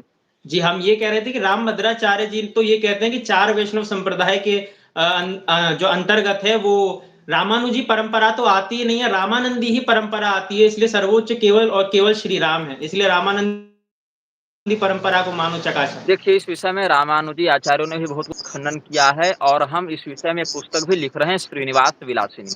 आशा है कि वो पुस्तक इस वर्ष के अंत तक छप जाएगी और उसमें इन समस्त प्रकरणों का हम निराकरण करने का प्रयास करेंगे। अच्छा महाराज जी, एक बात है कि यदि जिस प्रकार से धर्म रक्षा हो और सभी चारों मठ के जो शंकराचार्य हैं वो एक हो जाएं और सभी वैष्णवाचार्य एक हो जाएं, तो इनकी एकता क्यों नहीं हो पा रही है हमारे आचार्यों की? क्योंकि कई लोग प्रश्न करते हैं कि अभी मुक्तेश्वर आनंद जी यात्रा निकाल रहे हैं तो वहां पे पुरी के शंकराचार्य जी नहीं है, और पुरी के शंकराचार्य जी कुछ कर रहे हैं तो वहां पे अमुक शंकराचार्य अमुक पीठ के नहीं है। तो इस प्रकार से लोग प्रश्न करते हैं। तो सभी पीठों के शंकराचार्य, सभी हमारे वैष्णवाचार्य यदि साथ में मिल जाए, तो मैं समझता हूं कि जो लोग हमारे धर्म पे कुठाराघात कर रहे हैं वो कहीं तक थम जाएंगे। देखिए, बात ऐसी है कि इन सबों को आपस में एक होने के लिए एक सिंडिकेट को तोड़ना पड़ेगा और वो है परिकरों का सिंडिकेट। हमारे जो मठाधीश हैं, वो अपने आँख से नहीं देख रहे हैं, वो अपने कान से नहीं सुन रहे हैं, अपने मुँह से नहीं बोल रहे हैं। अगर कदाचित मुँह से बोल भी रहे हैं, तो उनकी आँख और कान अब उनके परिकर बन गए। परिकर जैसा दिखाएगा वैसा गुरुजी देखेंगे, परिकर जैसा सुनाएगा वैसा गुरुजी सुनेंगे। परिकरों का माध्यम छोड़कर अगर सीधा संवाद आपस में होने लगे आचार्यों में, तो 90% विषय तो विवाद के ऐसे ही समाप्त हो जाएँगे और 10% विषय जो विवादित रहेंगे भी वो इतने महत्वहीन रहेंगे कि सनातन के सामान्य अनुयायियों को उनसे मतलब नहीं होगा। तो परिकरों का जो सिंडिकेट है वही इस प्रकार के भ्रम को, इस प्रकार के वैमनस्य को फैलाने में बड़ा हाथ अभी दे रहा है। कुछ इसमें आचार्यों के मन में चल रहे अंतर्द्वंद और कटुता का भी हम इसमें संदर्भ देना चाहेंगे कि पूरा का पूरा सनातन समाज हमारे ही पीछे एकमात्रतः क्यों नहीं चल रहा है। इसमें प्रत्येक पीठ के व्यक्ति का अपना कोई न कोई महत्वाकांक्षी भाव जुड़ा हुआ है कि हमारा जो गुरु है, वह गुरु समस्त सनातन धर्म का एकमात्र गुरु क्यों नहीं है। इसमें सत संप्रदाय वाले भी जी। हैं, इसमें असत संप्रदाय वाले भी हैं। जिस इस्कॉन को इसमें इस्कॉन वाले भी यही कहते हैं कि प्रभुपाद जी ही हमारे केवल श्रेष्ठ हैं। हाँ, जिस इस्कॉन वाले प्रभुपाद को कैलासानंद ने विश्व गुरु उपाधि दे दी, वो इस्कॉन वाले के प्रभुपाद से पूछा जाए कि कैलासानंद जिस संप्रदाय से, उस संप्रदाय को वो क्या मानता है? वो हाँ, वो तो मायावादी मानते थे और पूरी जीवन भर कैलासानंद कोई उन्होंने गुरु थोड़ी है, कैलासानंद कोई साधु थोड़ी है। कैलासानंद नेताओं का एक चाटुकार व्यक्ति है जो साधु का वेश धारण करके बैठ गया गद्दी पर। अखाड़ों के 90% साधु जो हैं चरित्रहीन हो चुके हैं। नेटवर्क मार्केटिंग का अब इनका काम हो गया है कि अधिक से अधिक लोगों को अपने यहाँ जोड़ो और अधिक से अधिक उनसे डोनेशन लो। इनसे किसी सिद्धांत पर चर्चा संभव नहीं है। ये एक दिन मुसलमानों से गले मिलेंगे, दूसरे दिन ये मुसलमानों को गाली देंगे, तीसरे दिन फिर जाकर गले मिलेंगे। इनका कोई सैद्धांतिक अस्तित्व नहीं है। आकाश में उड़ते मच्छर और आज के जगतगुरु महामंडलेश्वर सब एक बराबर हो गए हैं। उनसे अधिक सम्मान किसी कर्मनिष्ठ शूद्र का हो गया है, जो अपने स्वजातिगत एक माली जाति में जन्म लेकर जो अपनी बगिया में फूल माला तैयार करके बेच रहा है मार्केट कहते हैं उसका स्वकर्मनिष्ठ होने से अधिक सम्मान है। इन महामंडलेश्वरों का, इन जगत गुरुओं का सम्मान नहीं बच गया। तो जितने सत संप्रदाय वाले हैं अथवा असत संप्रदाय वाले हैं, उनमें एक बहुत बड़ा लोकेशणा का दंभ घुसते जा रहा है कि पूरा सनातन धर्म हमारे ही पीछे क्यों नहीं चल रहा है, हमारी ही बात को अकाट्य रूप से स्वीकार क्यों नहीं कर पा रहा है। और यही कारण है कि हर व्यक्ति ये कहता है कि संतों की निंदा मत करो, लेकिन आप जो ये कह रहे थे कि हम संतों की निंदा करते हैं, आप आपस में इनके वक्तव्यों को उठाकर देख लीजिए या इनके मठों की आंतरिक स्थिति को देख लीजिए, इन्होंने कितने लोगों के विरुद्ध क्या-क्या कहा है और क्या-क्या लिखा है। ये बताइए, मैंने किस संत पर कितने केस कर रखे हैं या किस संत ने मुझ पर कितने केस कर रखे हैं, और इन लोगों के आपस के मठ में कितने केस मुकदमे चल रहे हैं। ये बस आप देख लीजिए कि कौन कितना फंसा है, कौन कितना आसक्त है, कौन कितना विरक्त है, किसके मठ में कितना डोनेशन आ रहा है, किसकी ऑडिटिंग कैसी हो रही है, कितने मठों में कितने विवाद जमीन के चल रहे हैं, मठ के चल रहे हैं, उत्तराधिकार के चल रहे हैं। और मेरे जीवन में कितने चल रही है देख लीजिए। मेरे जीवन में अभी 3 मुकदमे चल रहे हैं, केवल मानहानि के। मानहानि भी किस विषय पर कि हमारे इस गुरु को, वो भी गुरु ने सीधे नहीं करवाया है, चेलों ने करवाए हैं।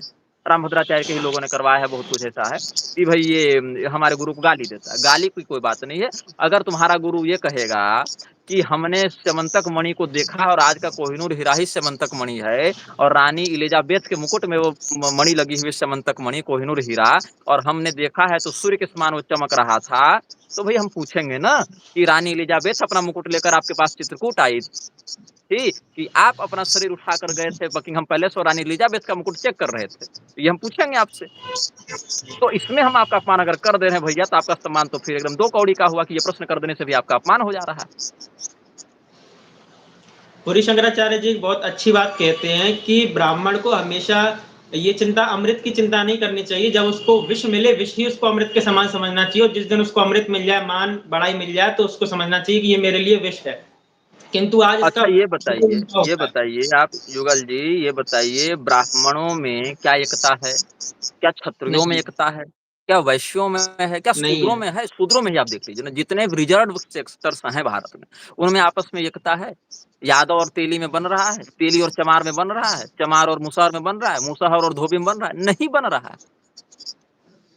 आप हिंदू मुसलमान छोड़ दीजिए, यहाँ तो ब्राह्मण सरयू पारण शाकद्वीप में बन रहा है, सरयू पारण और कानकों में बन रहा है, सरयू पारण के 3-13 में बन रहा है। किसी का किसी से नहीं बन रहा है। हिंदू एकता एक बहुत बड़ा भ्रम है।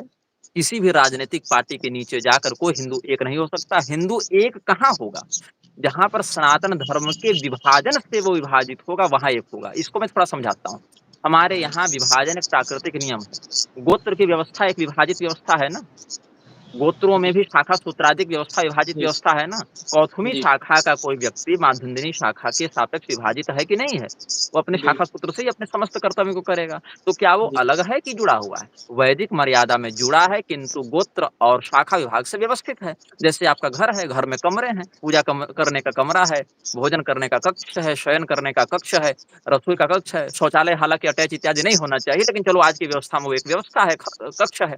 तो अलग अब है तो सब घर के हिस्से। वैसे ही वर्ण समाज है, समाज में वर्ण है, वर्ण में जातियाँ हैं, वर्ण में भी अलग-अलग सामुदायिक विभाग हैं, उसमें भी गोत्रगत, शाखागत, वेदगत विभाग है, संप्रदायगत विभाग है, इष्ट उपासना के आधार पर विभाग है। तो इन विभागों की प्राचीनता है और इन विभागों की मर्यादा है। इसमें हम दोष नहीं देखते, लेकिन जो विभाग आज बन गया है, हमारा गुरु सर्वश्रेष्ठ, तुम्हारा गुरु कुछ नहीं। हमारी पार्टी सर्वश्रेष्ठ, हमारा नेता सर्वश्रेष्ठ, तुम्हारा कुछ नहीं। तो पार्टी के नाम पर विभाजित होना हिंदू का स्वीकार हो गया है। गुरुओं के नाम पर लड़ना हिंदू को स्वीकार हो गया है। राम जी की फोटो 2 फीट की बिक रही है, रामभद्राचार्य की 4 फीट की बिक रही है। कृष्ण भगवान की फोटो जो है वो 2 जी। फीट की बिक रही है, कृपालु और प्रेमानंद की फोटो 4 फीट की बिक रही है ना? तो ये जो व्यक्ति पूजा, सेलिब्रिटी वर्शिपिंग चल रही है, इससे क्या हो रहा है, मठों में पैसा खूब आ रहा है, विलासिता खूब हो रही है। आज इन महामंडलेश्वर और महंतों को कह दो कि 10 किलोमीटर छोड़ो, तुम 1 किलोमीटर धूप में पैदल चल के दिखाओ, दौड़ो, तो 2 सेकंड में ये लोग के पसीने के कारण डिहाइड्रेशन हो जावे। ये तो इन तपस्वियों का हाल है। यम, नियम, आसन, प्राणायाम कुछ है नहीं। अरे आप छोड़िए, जो लोग अपने नाम के आगे योगी लगाकर घूम रहे हैं, उनकी योग निष्ठा कितनी है। एक केवल रामदेव बाबा का चूंकि बिजनेस उससे चल रहा है, तो व्यायाम उस व्यक्ति ने अच्छा तगड़ा किया है। लेकिन वो जो आसन प्राणायाम किया, उससे पहले के जो यम नियम आदि अंग हैं, उसमें उसकी कितनी निष्ठा है। तो इस प्रकार की भी बातों को हिंदू समाज देखेगा, तब भीड़ के पीछे नहीं, सिद्धांत के पीछे जाएगा। अब रही बात पूरी शंकराचार्य जी का आपने उल्लेख किया, पूरी शंकराचार्य जी का जो आपने संदर्भ दिया, उसमें सिद्धांत की दृष्टि से हमारा कोई मतभेद नहीं है। लेकिन हमने बहुत पहले एक बात कही थी कि पूरी मठ को हम चिराग तले अंधेरा समझते हैं। यहाँ पूरी के शंकराचार्य जी चिराग हैं और बाकी लोग अंधेरा हैं। उनके ज्ञान का आलोक बाहर-बाहर पहुँच जा रहा है। लोग उनसे प्रेरणा लेकर अपने कर्म में लौट रहे हैं, निष्ठा रख रहे हैं और उनके अंदरूनी मठ की स्थिति इतनी दयनीय हो गई है कि आप अगर उस मठ के निकटवर्ती हैं, तो आप हमसे अच्छे से जान रहे होंगे। जी। तो महाराज जी एक और बात है यहाँ पे कि जो एक आचार्य प्रशांत है उसके चेलों ने एक गाना बनाया आचार्य कि शरीर प्रशांत ही हमारी आचार्य नहीं आत्मा है, आचार्य प्रशांत एक गंजेड़ी कॉर्पोरेट है। आगे बोलिए। है जी।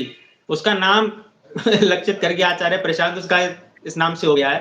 तो जो हुँ, प्रशांत के चेलों ने गाना बनाया शरीर ही हमारी आत्मा और हुँ। ये लोग क्या करते हैं एक मैंने कथावाचक का सुना था वो कह रहे थे रामचरितमानस में ही बता रहे थे कि जो वर्ण व्यवस्था है वो तुलसीदास जी ने भी कर्मणा वर्ण व्यवस्था का समर्थन किया है, जन्मना वर्ण व्यवस्था का समर्थन नहीं किया है। तो रामचरितमानस को भी विकृत कर रहे हैं। रामचरितमानस जैसे उत्तम कोटि के ग्रंथ जिसको पढ़ने से समस्त धर्मशास्त्रों का जो मूल उद्देश्य है, वो अवगत हो जाएगा। एक उसको भी अगर ये एक नहीं जन समझ पा रहे समुदाय हैं, तो इनके बौद्धिक स्तर को आप समझ सकते हैं। है ना? जिस व्यक्ति ने 100 ग्रंथ नहीं पढ़े, केवल रामचरितमानस पढ़ी, वो भी विषय से अवगत हो जाएगा कि इस धर्म का क्या मत है, क्या सिद्धांत है। भक्ति के दृष्टिकोण से भी, ज्ञान के दृष्टिकोण से भी, वैराग्य के दृष्टिकोण से भी क्योंकि गोस्वामी जी की रचना में जो प्रधान उद्देश्य था, वही था लोकोपकार का। वो पैसा बनाने के लिए और ये कमिटी गठित करने के लिए और मठ खड़ा करने के लिए नहीं। तुलसीदास जी ने अपने नाम पर कोई मठ नहीं बनाया, कोई पीठ नहीं बनाया, लेकिन तुलसीदास जी के नाम पर कितने लोगों ने क्या-क्या कर लिया। तुलसीदास जी जीवन भर अपने सिद्धांत के आचरण में लगे रहे, अपने भक्ति को पुष्ट करने में लगे रहे, भगवत ध्यान में लगे रहे और उनके नाम पर जितने लोग बाज़ार चला रहे हैं, वो इस विषय में बिल्कुल पीछे चल रहे हैं। तो गोस्वामी जी जो हैं, शास्त्रीय सिद्धांत के समर्थक थे और शास्त्रीय सिद्धांत क्या मानता है कि पूर्वकृत कर्म का फल भोगने के लिए हमें इस जन्म में जन्मना वर्ण मिलता है और उस वर्ण के आधार पर किए गए कर्म, सकारात्मक या नकारात्मक कर्म ही हमको आगे उन्नति या अवनति की ओर ले जाते हैं। कर्म कांड की लोग तिलांजलि देते हुए जा रहे हैं और कहते जा रहे हैं कि हम केवल ब्रह्म ज्ञानी हैं और तुम तो एक कर्म कांडी हो। तुम इन कर्म कांडों अच्छा पर ध्यान देते हो लेकिन तुमको ब्रह्म का ज्ञान नहीं है। ब्रह्म जानाति ब्राह्मणा इसका संदर्भ देते फिरते हैं। ब्रह्म सूत्र में अधिकृत होने के लिए व्यक्ति को पहले कर्मकांड में निष्णात होना पड़ता है, इसीलिए उत्तर मीमांसा से पहले पूर्व मीमांसा पढ़ना पड़ता है। कर्मकांड के निष्णात व्यक्ति ही ज्ञान कांड के अधिकारी होते हैं। ब्रह्म जानाति ब्राह्मणः जो है वो कब है? जब ब्राह्मण षटकर्म निपुण होकर कर्म मीमांसा पर पूरा अधिकार प्राप्त करके फिर वहाँ से विनिर्मुक्त हुआ। ऐसे पैदा हुए, उठे और जेल लगाए, बाल में माथा सोंट के ब्राह्मण बन गए, ऐसा नहीं होता है ब्रह्म जानाति ब्राह्मण। तुम ब्रह्म क्या जानते हो? तुम तो ब्रह्म को छोड़ो, तुम अपने पड़ोसी के हाल नहीं जान रहे हो। जिन लोगों को इस तक का ज्ञान नहीं है कि जनेऊ की आयु क्या है, ब्राह्मण की जनेऊ की, क्षत्रिय वैश्य या शूद्र की जनेऊ की आयु क्या है, शूद्र का तो आयु है ही नहीं किंतु हाँ, ब्राह्मण नहीं है की विधाता। तो इस्कॉन वालों से भी मैंने प्रश्न किया था एक व्यक्ति से कि तुम बताओ कि ब्राह्मण का जनेऊ किस आयु पर होता है, तो वो कहता कि ये भी कुछ है, मतलब उसको ये भी तक का ज्ञान नहीं है कि इसकी भी कोई आयु होती है, कोई ऋतु होती है, इस तक का ज्ञान नहीं। और ये लोग ब्राह्मण बनाते हुए चल रहे हैं। अच्छा, ये लोग जनेऊ यदि पहन ले तो उसको ब्राह्मण मानते हैं किंतु ब्राह्मण क्षत्रिय वैश्य तीनों को ही जनेऊ का अधिकार है। तो इसका मतलब तीनों ही जो है ब्राह्मण हो गए फिर तो इस हिसाब से यदि देखा जाए, क्योंकि केवल शूद्र को जनेऊ से दूर रखा गया है किंतु वो भी कोई हुँ। हीन दृष्टि को लेकर नहीं है, वो अपने हमारे ऋषि मुनियों की एक संवैधानिक बात है। बात ऐसी है कि प्रत्येक शरीर की प्राप्ति 3 कारणों से होती है। सति मूले तद्विपाको जात्यायुर्भोगः। योग दर्शन में कहते हैं कि जब कर्म का फल हमें भोगना होता है, तो एक शरीर चाहिए। शरीर ही कर्म करेगा ना, तो कर्म का फल कौन भोगेगा? शरीर ही भोगेगा। तो प्रत्येक कर्म को भोगने के लिए कुछ निश्चित प्रकार के शरीर होते हैं, सुख भी और दुःख भी, दोनों भोगने के लिए। तो सति मूले तद्विपाको जात्यायुर्भोगाः। जो हमारे यहाँ भी जाति शब्द आया, देखिए जो लोग कहते हैं ना जाति शब्द हमारे यहाँ नहीं है, वहाँ भी सति मूले तद्विपाको जात्यायुर्भोगा। जाति, आयु और भोग, किस शरीर में हम जाकर जन्म लेंगे, वहाँ कितने समय रहेंगे और क्या सुख और दुःख का उपभोग करेंगे, ये सब कहाँ से निश्चित होता है? सति मूले तद्विपाको। जब हमारा कर्म विपाक बचा हुआ है, वही ये तय करता है। तो इसमें क्या होता है, जिन कर्मों के कारण व्यक्ति के शूद्र योनि में जाने के मार्ग प्रशस्त होते हैं, वहाँ उसके लिए कुछ निश्चित बातें हैं, कुछ निश्चित विधान है, कुछ निश्चित निषेध हैं। तो वहाँ निषेध में यज्ञोपवीत इत्यादि भी है। फिर जिन कर्मों के आधार पर उसी शूद्र को जिस सत्कर्म के आधार पर वैश्यत्व या क्षत्रियत्व या ब्राह्मणत्व की यहाँ योनि में भेजा जाता है, उसमें उसके लिए कुछ निषेध है, कुछ विधान है, जिसमें विधान में यज्ञोपवीत का भी विधान है, जिसमें ग्रीष्म ऋतु में क्षत्रिय का, वसंत में ब्राह्मण का, अन्य ऋतुओं में जी, वैश्य इत्यादि का। आषाढ़ वर्षात ब्राह्मणः, 16 साल तक ब्राह्मण का और 22 तक क्षत्रिय का, और इधर 24 तक वैश्य का विधान जी, है। हालाँकि कहीं-कहीं मतांतर से, पुष्ट मतांतर नहीं, प्रकारांतर से गर्भकाल को भी जोड़ देते हैं, तो कहीं-कहीं 20 साल भी क्षत्रिय के लिए है, 22 साल भी वैश्य के लिए, लेकिन एक बहुत ही अल्पश्रुत मत है, ये प्रधान मत नहीं है। प्रधान मत में 16, 22, 24 ही आप मानकर चलेंगे। तो ब्राह्मण, क्षत्रिय, वैश्य और शूद्र, चाहे पशु पक्षी, देवराज इंद्र, ये सब क्या है, अपने कर्म के फल को भोगने के लिए दिए गए शरीर हैं। प्रत्येक शरीर के साथ कुछ कर्म भी जन्म लेते हैं। सहजं कर्म कौन्तेय। अर्जुन, भगवान जो कहते हैं ना जी, कि जी। गुण कर्म विभागसः, इस बात को तो सब पकड़ कर बैठ जाते हैं, लेकिन गुण कर्म विभागसः के बाद सदसद योनि जन्मसु क्यों नहीं देखते हैं? वहाँ जन्म का निमित्त कैसे हो रहा है? वहाँ ये क्यों नहीं देखते हैं कि शुचिनाम श्रीमतांगेहि योग भ्रष्टो भी जायते, वहाँ जन्म को क्यों प्रधानता दिए? वहाँ पे इन्होंने गीता में एक कुल और धर्म देखिए। को भी नहीं देखा। जाति धर्मः कुल धर्मा च शाश्वतः, वहाँ पे कुल धर्म को भी नहीं हाँ, देखते कि कुल धर्म क्या है। उत्साह जन्ते जाति धर्मा कुल धर्मास्य शाश्वतः, ये कैसे प्राप्त हुआ? यहाँ भी जाति शब्द प्राप्त हो गया ना, जाति धर्म शब्द प्राप्त हो ही गया यहाँ पर। अर्जुन की चिंता ही यह थी कि हम जाति धर्म को बचाएँ, और आज हिंदू जो है जाति धर्म को ही लोप करके अपने आप को बहुत प्रबुद्ध समझ रहा है। तो जो अर्जुन इसी शरीर से देवराजेंद्र के पास जाकर उनकी सहायता करने का सामर्थ्य रखते हैं, जो साक्षात हनुमान जी और वेदव्यास जी और भगवान कृष्ण के, भगवान महादेव के प्रत्यक्ष कृपा पात्र रहे हैं, उन अर्जुन को तुमसे कम होश था, तुमको आज ज्यादा होश हो गया है। फुल पैंट शर्ट पहन के खड़े-खड़े मूतने वाला हिंदू आज स्वयं को अर्जुन से अधिक प्रबुद्ध समझ रहा है और अधिक गीता ज्ञानी समझ रहा है। और भगवान गीता के 18वें अध्याय में क्या कहते हैं कि सहजं कर्म कौन्तेय सदोषम अपि न त्यजेत। अर्जुन, कर्म तो सहज होता है, सहैव जायते, साथ में जन्म लेता है। फिर जिसका जो जन्मगत व्यवहार है उसके आधार पर वो कर्म करेगा, नहीं करेगा तो दंडित होगा। दंडित में वर्णावनति होगी, पुरस्कृत में वर्णोन्नति होगी। परम पुरुषार्थ क्या है? मोक्ष को प्राप्त कर लेगा। फिर वह जब यह ब्राह्मणत्व को प्राप्त करेगा, उसके बाद ब्राह्मणों में भी कई श्रेणियां होती हैं। 10विध ब्राह्मण शिव पुराण में वर्णित हैं। श्रीमद् भागवत जी में बताया गया है कि ब्राह्मणों जन्मना श्रेयान। तो ये लोग जो भी जन्मना वर्ण व्यवस्था का खंडन करते हैं, वो भागवत जी के इन श्लोकों को भी देखते नहीं है और खंडन वो करते जाते देखते हैं, सुनिए, तो यही तो समस्या है। हैं। ये देखने के बाद कहते हैं प्रक्षिप्त है, प्रक्षिप्त देखने के है बाद या कहते फिर हैं उसको प्रक्षिप्त है। अपने अपने हाँ, अनुसार उसको ढाल देते हैं, ये सारी बातें आप हैं। देखते हैं कि नंद बाबा जब भगवान कृष्ण का यज्ञोपवीत करवा रहे हैं, ये क्षमा करें, नामकरण करवा रहे हैं, गर्ग मुनि जब आए हैं, तो उसमें जन्मना क्या कहा ब्राह्मण है गुरु कि कहे ना, जी बिल्कुल, उसमें गर्ग कहा मुनि है को कि कहा जन्म था। से हाँ, ब्राह्मण ही गुरु है सबका। हाँ, ब्राह्मण जन्मनाश्रयान सर्वेषां प्राणिनाम इह, यहाँ श्रुतदेव प्रकरण में भगवान कहे हैं। तो वो जन्म से कैसे हो गया? ऐसे थोड़ी हुआ कि अचानक से जन्म ले लिया। उस जन्म को प्राप्त करने से पूर्व वह एक कर्मनिष्ठ, विशुद्ध वर्णगत कर्तव्य का पालन करने वाला क्षत्रिय भी था। उससे पहले वह विशुद्ध वर्णगत कर्तव्य का पालन करने वाला वैश्य भी था। उससे पहले तद्वत आचरण करने वाला शूद्र भी था, चांडाल आदि भी था, पशु में भी था।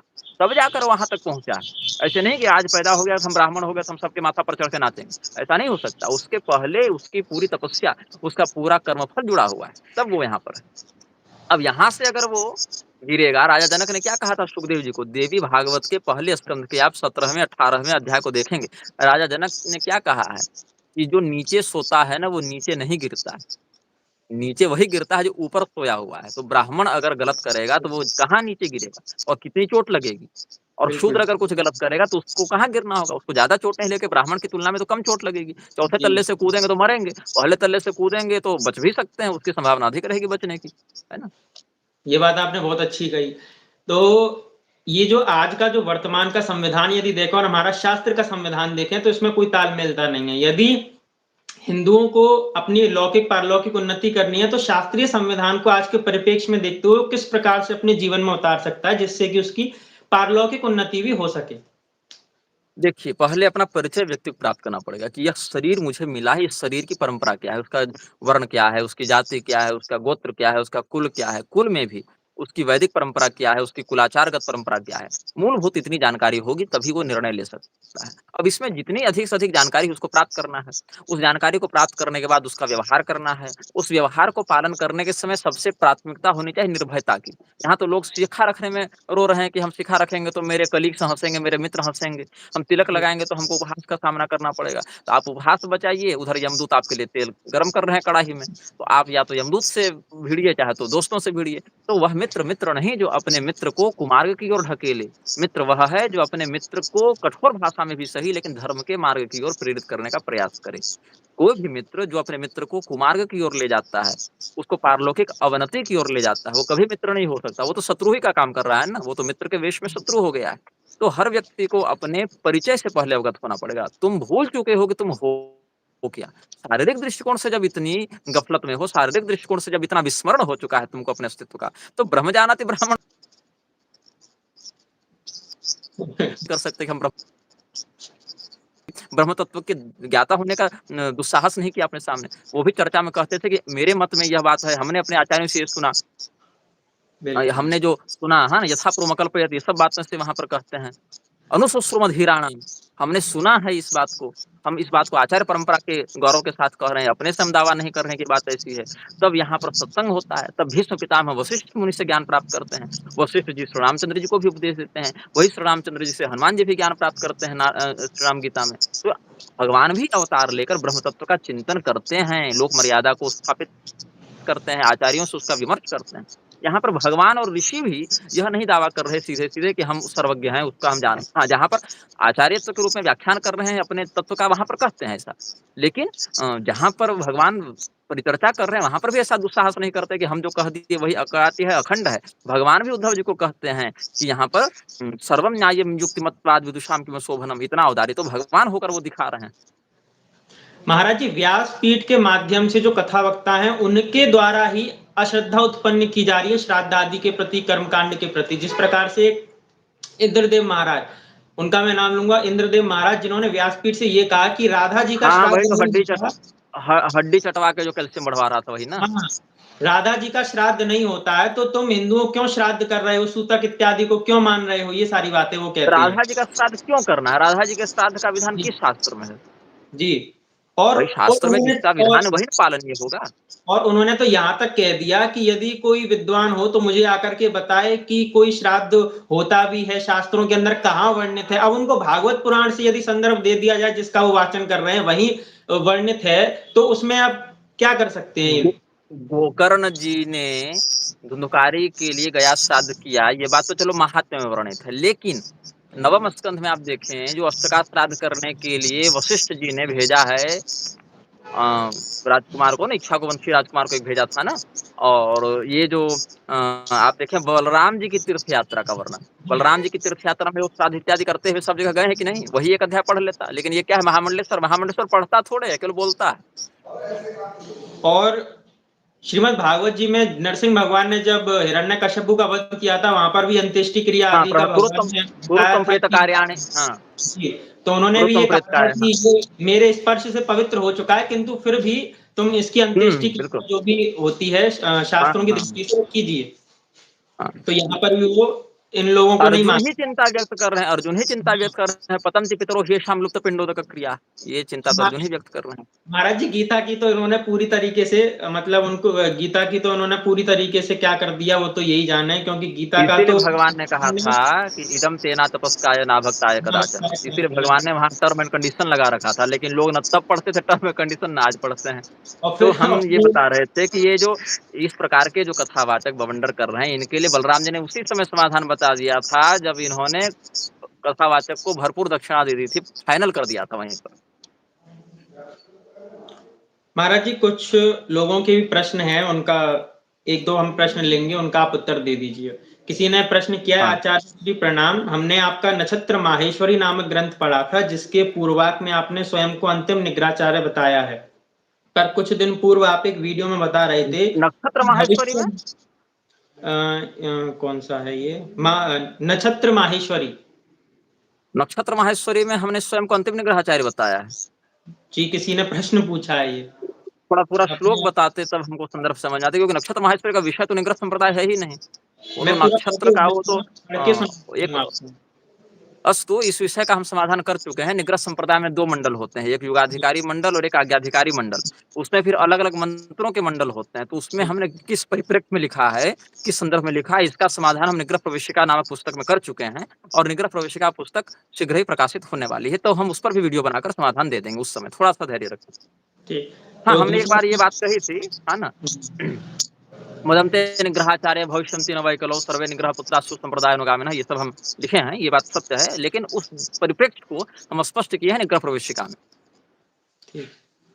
दूसरा प्रश्न किसी ने पूछा है, आचार्य श्री को प्रणाम। लोग आप पर बहुत आक्षेप लगाते हैं, देखकर हमें बहुत पीड़ा होती है। अधिकतर शांकर परंपरा के ही आपका विरोध करते हैं, कहते हैं कि आपकी परंपरा, आपका पद सब फर्जी है। ऐसे व्यक्ति जब हमारे सामने आक्षेप कर रहे हो तो हमें क्या करना चाहिए? आप जैसा कहेंगे उसका ही पालन करेंगे। अरे मौज लीजिए बंधु, काहे को इतना टेंशन, क्यों इतना लोड ले रहे हैं? बढ़िया मस्त रहिए, राम-राम कीजिए, कोई गाली दे रहा है तो सुनिए, क्या दिक्कत है? हमको दे रहा है, आपको क्यों पीड़ा हो रही है? अरे मौज रखिए, हम भी मौज रखते हैं, आप भी रखिए। इस सब पर इतना ध्यान नहीं देते, हज़ारों लोग हज़ारों बातें कह रहे हैं, हर व्यक्ति पर ध्यान दीजिएगा, अपनी भजन, अपनी साधना छूटेगी। हाँ, कोई वैसा कहीं आपको प्रसंग दिखे तो टोक दीजिए, नहीं टोकना है मत टोकिए, लेकिन एक-एक हमारे सम्मान के लिए आपको लड़ने की कोई आवश्यकता नहीं है। मेरा सम्मान और मेरा अपमान दोनों ही मेरे लोक परलोक को प्रभावित नहीं करेगा। हमको 100 लोग आकर गाली देंगे, तो भी हम नरक नहीं चले जाएँगे, और 100 व्यक्ति आकर प्रणाम करेंगे, तो भी हम स्वर्ग नहीं चले जाएँगे। हमारा कर्म कुकर्म ही हमको ऊपर-नीचे ले जाएगा। तो अगर कोई गाली देता है, आपको बुरा लगता है, उसको टोक दीजिए, बता दीजिए। नहीं अगर टोकना है तो पड़े रहिए, उससे कोई दिक्कत नहीं है। इसमें आपका कोई कर्तव्य नहीं है कि आपको ये करना आवश्यक है। हाँ, कोई शास्त्रीय सिद्धांत पर बात हो रही है, तो आप हमारा पक्ष अगर जानते हैं, किसी वीडियो या किसी ग्रंथ के माध्यम से, तो रख सकते हैं। लेकिन कोई फर्जी कह रहा है, कोई क्या कह रहा है, तो वहाँ पर आप ज़्यादा ध्यान मत दीजिए, क्योंकि ना उनके फर्जी कहने से हम फर्जी हो जाएँगे, ना उनके मान्यता देने से हम मानित हो जाएँगे। जितने लोगों को मान्यता दे रखी है शंकराचार्य के रूप में, सब मान्य हो गए क्या धर्म की दृष्टि से? जितने लोग पुरी के शंकराचार्य जी को फर्जी कह रहे हैं, क्या वो फर्जी हो गए? और अधोक्षजानंद वाला दल तो उनको फर्जी ही कह रहा है। तो उसको छोड़िए कि कौन व्यक्तिगत रूप से किसको मान्यता दे रहा है, नहीं दे रहा है। बात ऐसी है कि शास्त्रीय सिद्धांत पर कौन क्या कर रहा है, किसका क्या प्रमाण प्राप्त होता है, और किसका क्या जो निष्ठा नियम है वो कितना दृढ़ है, बस इतना ही।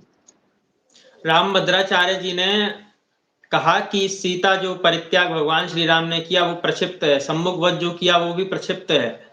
तो इस पर ये हमने सारी 2 पुस्तक लिखी है। इस पर हमने 2 पुस्तक लिखकर उनका खंडन किया है। सबसे पहले हमने लिखी थी उत्तरकांड प्रसंग एवं संन्यासाधिकार विमर्श। इस पुस्तक के उत्तर में उन्होंने एक पुस्तक लिखी थी, सीता निर्वासन एवं शंभुक वध नहीं। फिर उस पुस्तक के प्रतिखंडन में हमने लिखी मूरख हृदय न चेत, और मूरख हृदय न चेत और मेरी जो पहली पुस्तक हुई, पहला भाग उसका उत्तरकांड प्रसंग एवं संन्यासाधिकार विमर्श। ये दोनों पुस्तक निःशुल्क गूगल बुक्स और आर्काइव पर पीडीएफ के रूप में भी उपलब्ध हैं, आप लोग निःशुल्क पढ़ सकते हैं। उसमें आपका कुछ शास्त्रार्थ भी उनसे होने वाला था, रामभद्राचार्य जी से आपने बताया था।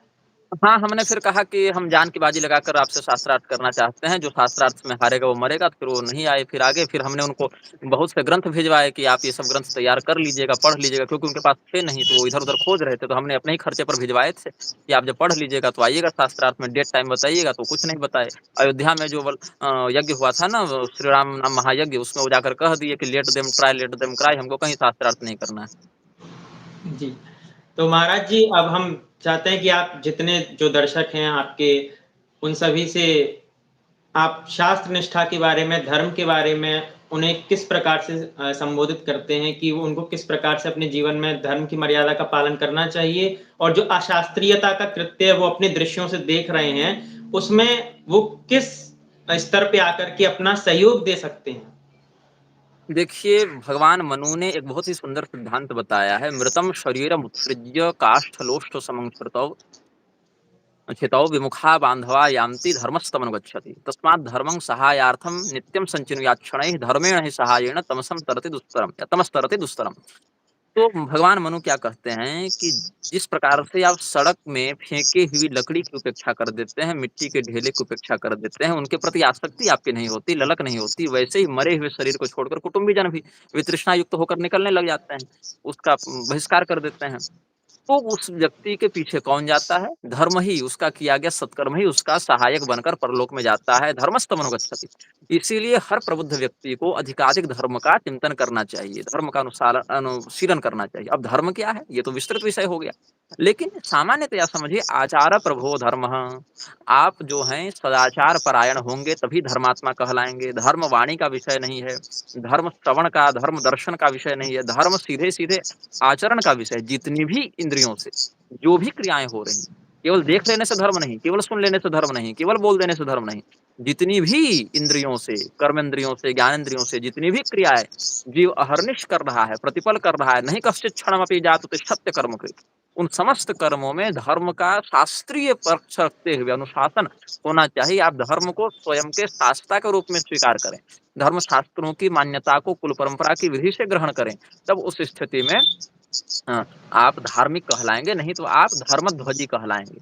और धर्मध्वजी ते ही पाखंड जो पाखंडी लोग हैं, वध्यास्ते धर्मध्वजिनः ते ही पातकिनोधिकाः। भगवान बलराम ने क्या कहा है, जो धर्मध्वजी है मतलब धर्म का चोला पहन के अधर्म को प्रसारित कर रहा है, वो वध्य होता है, मृत्युदंड का अधिकारी है, क्योंकि सबसे बड़ा पातकी तो वही है। कोई व्यक्ति चोर का वेश धारण करके चोरी करे तो तुरंत पकड़ में आएगा, और पुलिस का ही वेश धारण करके चोरी करे तब उसके कपट को समझना कठिन हो जाएगा, है ना। तो कोई पुलिस के वेश में अपहरण करने आ जाए तो कह दे अरेस्ट वारंट मेरे पास, तब तो ज्यादा बड़ा कपटी हो गया ना। इसीलिए जो ये धर्म ध्वजी लोग होते हैं वो मृत्युदंड के अधिकारी हो जाते हैं। इसीलिए आप धार्मिक बने, धर्म ध्वजी न बने। कोई पूछ रहे हैं सज्जन कि ओंकारेश्वर में कब कथा है, तो बता दूं, ओंकारेश्वर में स्वामी निर्मल चैतन्यपुरी जी के तत्वावधान में श्रावण मास के शुक्ल पक्ष में हमारी 15 दिनों तक श्री विष्णु पुराण की कथा है। महाराज जी, हिंदू राष्ट्र का जो एक सपना है वो किस प्रकार से साकार हो सकता है? सपना और साकार नहीं होता है भाई, सपना अपना साकार नहीं होता, सपना सपने रह जाता है, सपना टूटता जरूर, साकार नहीं होता है।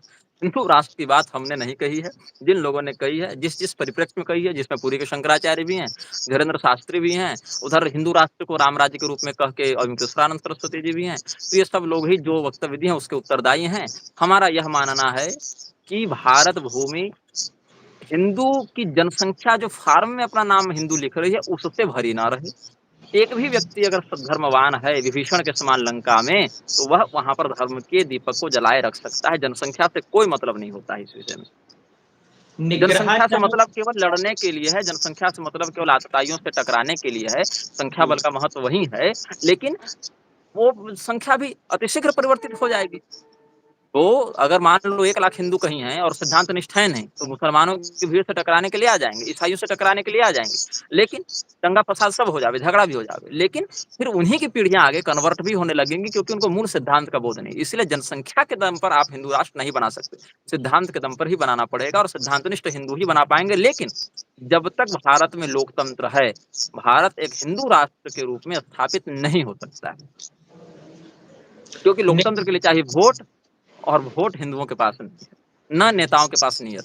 जी, निग्रहाचार्य जी का उद्देश्य क्या है? वो किस उद्देश्य को लेकर के आगे बढ़ रहे हैं? शास्त्र प्रामाण्य रक्षार्थम निग्रहोहम महितले। जी, धर्म शास्त्रों के प्रामाण्य रक्षणार्थ ही हम यहाँ पर उपस्थित हैं। तो निग्रहाचार्य जी जो है वो धर्म शास्त्रों की रक्षा के लिए आगे बढ़ रहे हैं, और जो भी लोग शास्त्र के विरुद्ध वक्तव्य देते हैं उनके प्रति वो शास्त्र निष्ठा को जो रखते जिस लायक होते हैं हुए, उस भाषा से उनको समझाते हैं। तो जो भी यदि कोई शास्त्र का विरोध करेगा तो वहां पे वो शास्त्र की दृष्टिकोण से करते हैं, किसी व्यक्ति का विरोध नहीं करते, ऐसा हम कह सकते हैं। देखिए कई बार ऐसा हुआ है कि हमने एक ही व्यक्ति का अलग अलग विषयों में समर्थन भी किया है, विरोध भी किया है। निग्रहाचार्य जी व्यक्तिवादी नहीं, शास्त्रनिष्ठ है। हाँ, पुरी के शंकराचार्य जी के विरुद्ध हमने वीडियो बनाया, अवधूतेश्वरानंद जी के विरुद्ध बनाया, राजेंद्र दास जी के विरुद्ध बनाया। समयानुसार इन्हीं लोगों के समर्थन में भी हमने कई वक्तव्य दिए हैं अलग अलग विषयों में। तो हम व्यक्ति का विरोध या समर्थन नहीं करते, हो ही नहीं सकता किसी का। नहीं सर्व जितने सर्व जितने क्या जितने भी शास्त्रनिष्ठ व्यक्ति हैं, मैं समझता हूँ उन सभी को समक्ष आना चाहिए। हम ये ना देखें कि वो अमुक व्यक्ति है, अमुक व्यक्ति का विरोध कर रहा है, तो किस प्रकरण में कर रहा है वो उस वस्तु को समझना चाहिए, उसका ज्ञान करना चाहिए कि अमुक परिस्थिति को देखते हुए वहां पे उस व्यक्ति का विरोध किया, उस व्यक्ति का किसी द्वेषवश या फिर ईर्षावश वहां पे विरोध नहीं किया गया है। देखिए, हम सनातन के एक प्रहरी हैं। हर सैनिक हर मोर्चे पर नहीं लड़ सकता है, और हर सैनिक हर हथियार से नहीं लड़ सकता है। कोई तोपची है, कोई बंदूकची है, कोई घुड़सवार है, कोई पैदल सैनिक है। कोई मिसाइल चलाना जानता है, लेकिन उसका निशाना चूक जाएगा जब गोली चलाने की बात आएगी। कोई गोली चलाना जानता है, लेकिन तोप नहीं चला पाएगा। कोई तोप चलाना जानता है, लेकिन लाठी नहीं चला पाएगा। हर सैनिक ना हर मोर्चे पर लड़ सकता है, ना हर शस्त्र से लड़ सकता है। हमारे पास जो शस्त्र है और हमारे पास जो मोर्चा है, हम उस पर लड़ रहे हैं। बाकी लोग अपने शस्त्र और अपने मोर्चे पर कितने डटे हुए हैं, ये उनका विषय है और उन्हीं के कृत्यों पर परिणाम निर्भर भी करता है। जी। तो आज की इस लाइव को हम फिर यहीं पर विश्राम करते हैं निग्रहाचार्य जी के साथ। तो आप सभी ने निग्रहाचार्य जी का वक्तव्य सुना, जो आपके प्रश्न थे, जो हमारी जिज्ञासाएं थी, जो मार्गदर्शन उनसे प्राप्त हुआ, उसके लिए हम निग्रहाचार्य जी को बहुत-बहुत धन्यवाद करते हैं। मंगल हो, सुखी आपका रहिए बहुत सब। धन्यवाद निग्रहाचार्य जी, आपने समय निकाला, नारायण, आप आए और सभी का मार्गदर्शन किया। धन्यवाद, नारायण, सुखी रहिए। तो ये निग्रहाचार्य जी के साथ हमारा लाइव हुआ, आप सभी ने देखा। निग्रहाचार्य जी ने जो-जो कहा धर्म के विषय में, जो-जो गौ-रक्षा के लिए उन्होंने कहा, वो सभी को आप अपने जीवन में देखिए कि आप क्या कर रहे हैं, क्या नहीं कर रहे हैं और कहाँ पर आप त्रुटि कर रहे हैं। तो वहाँ पे जो शास्त्रनिष्ठ व्यक्ति हैं, उनसे आप उनके पास जाइए।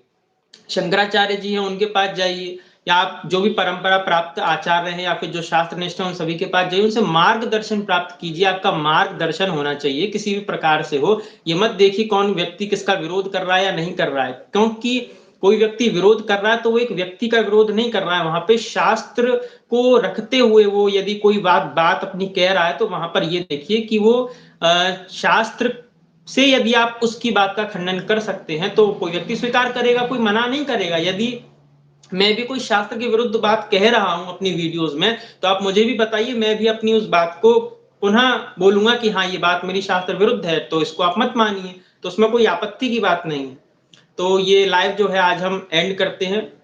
फिर आपसे पुनः लाइव आएँगे हम किसी अन्य के साथ। तो आज के लिए इतना ही।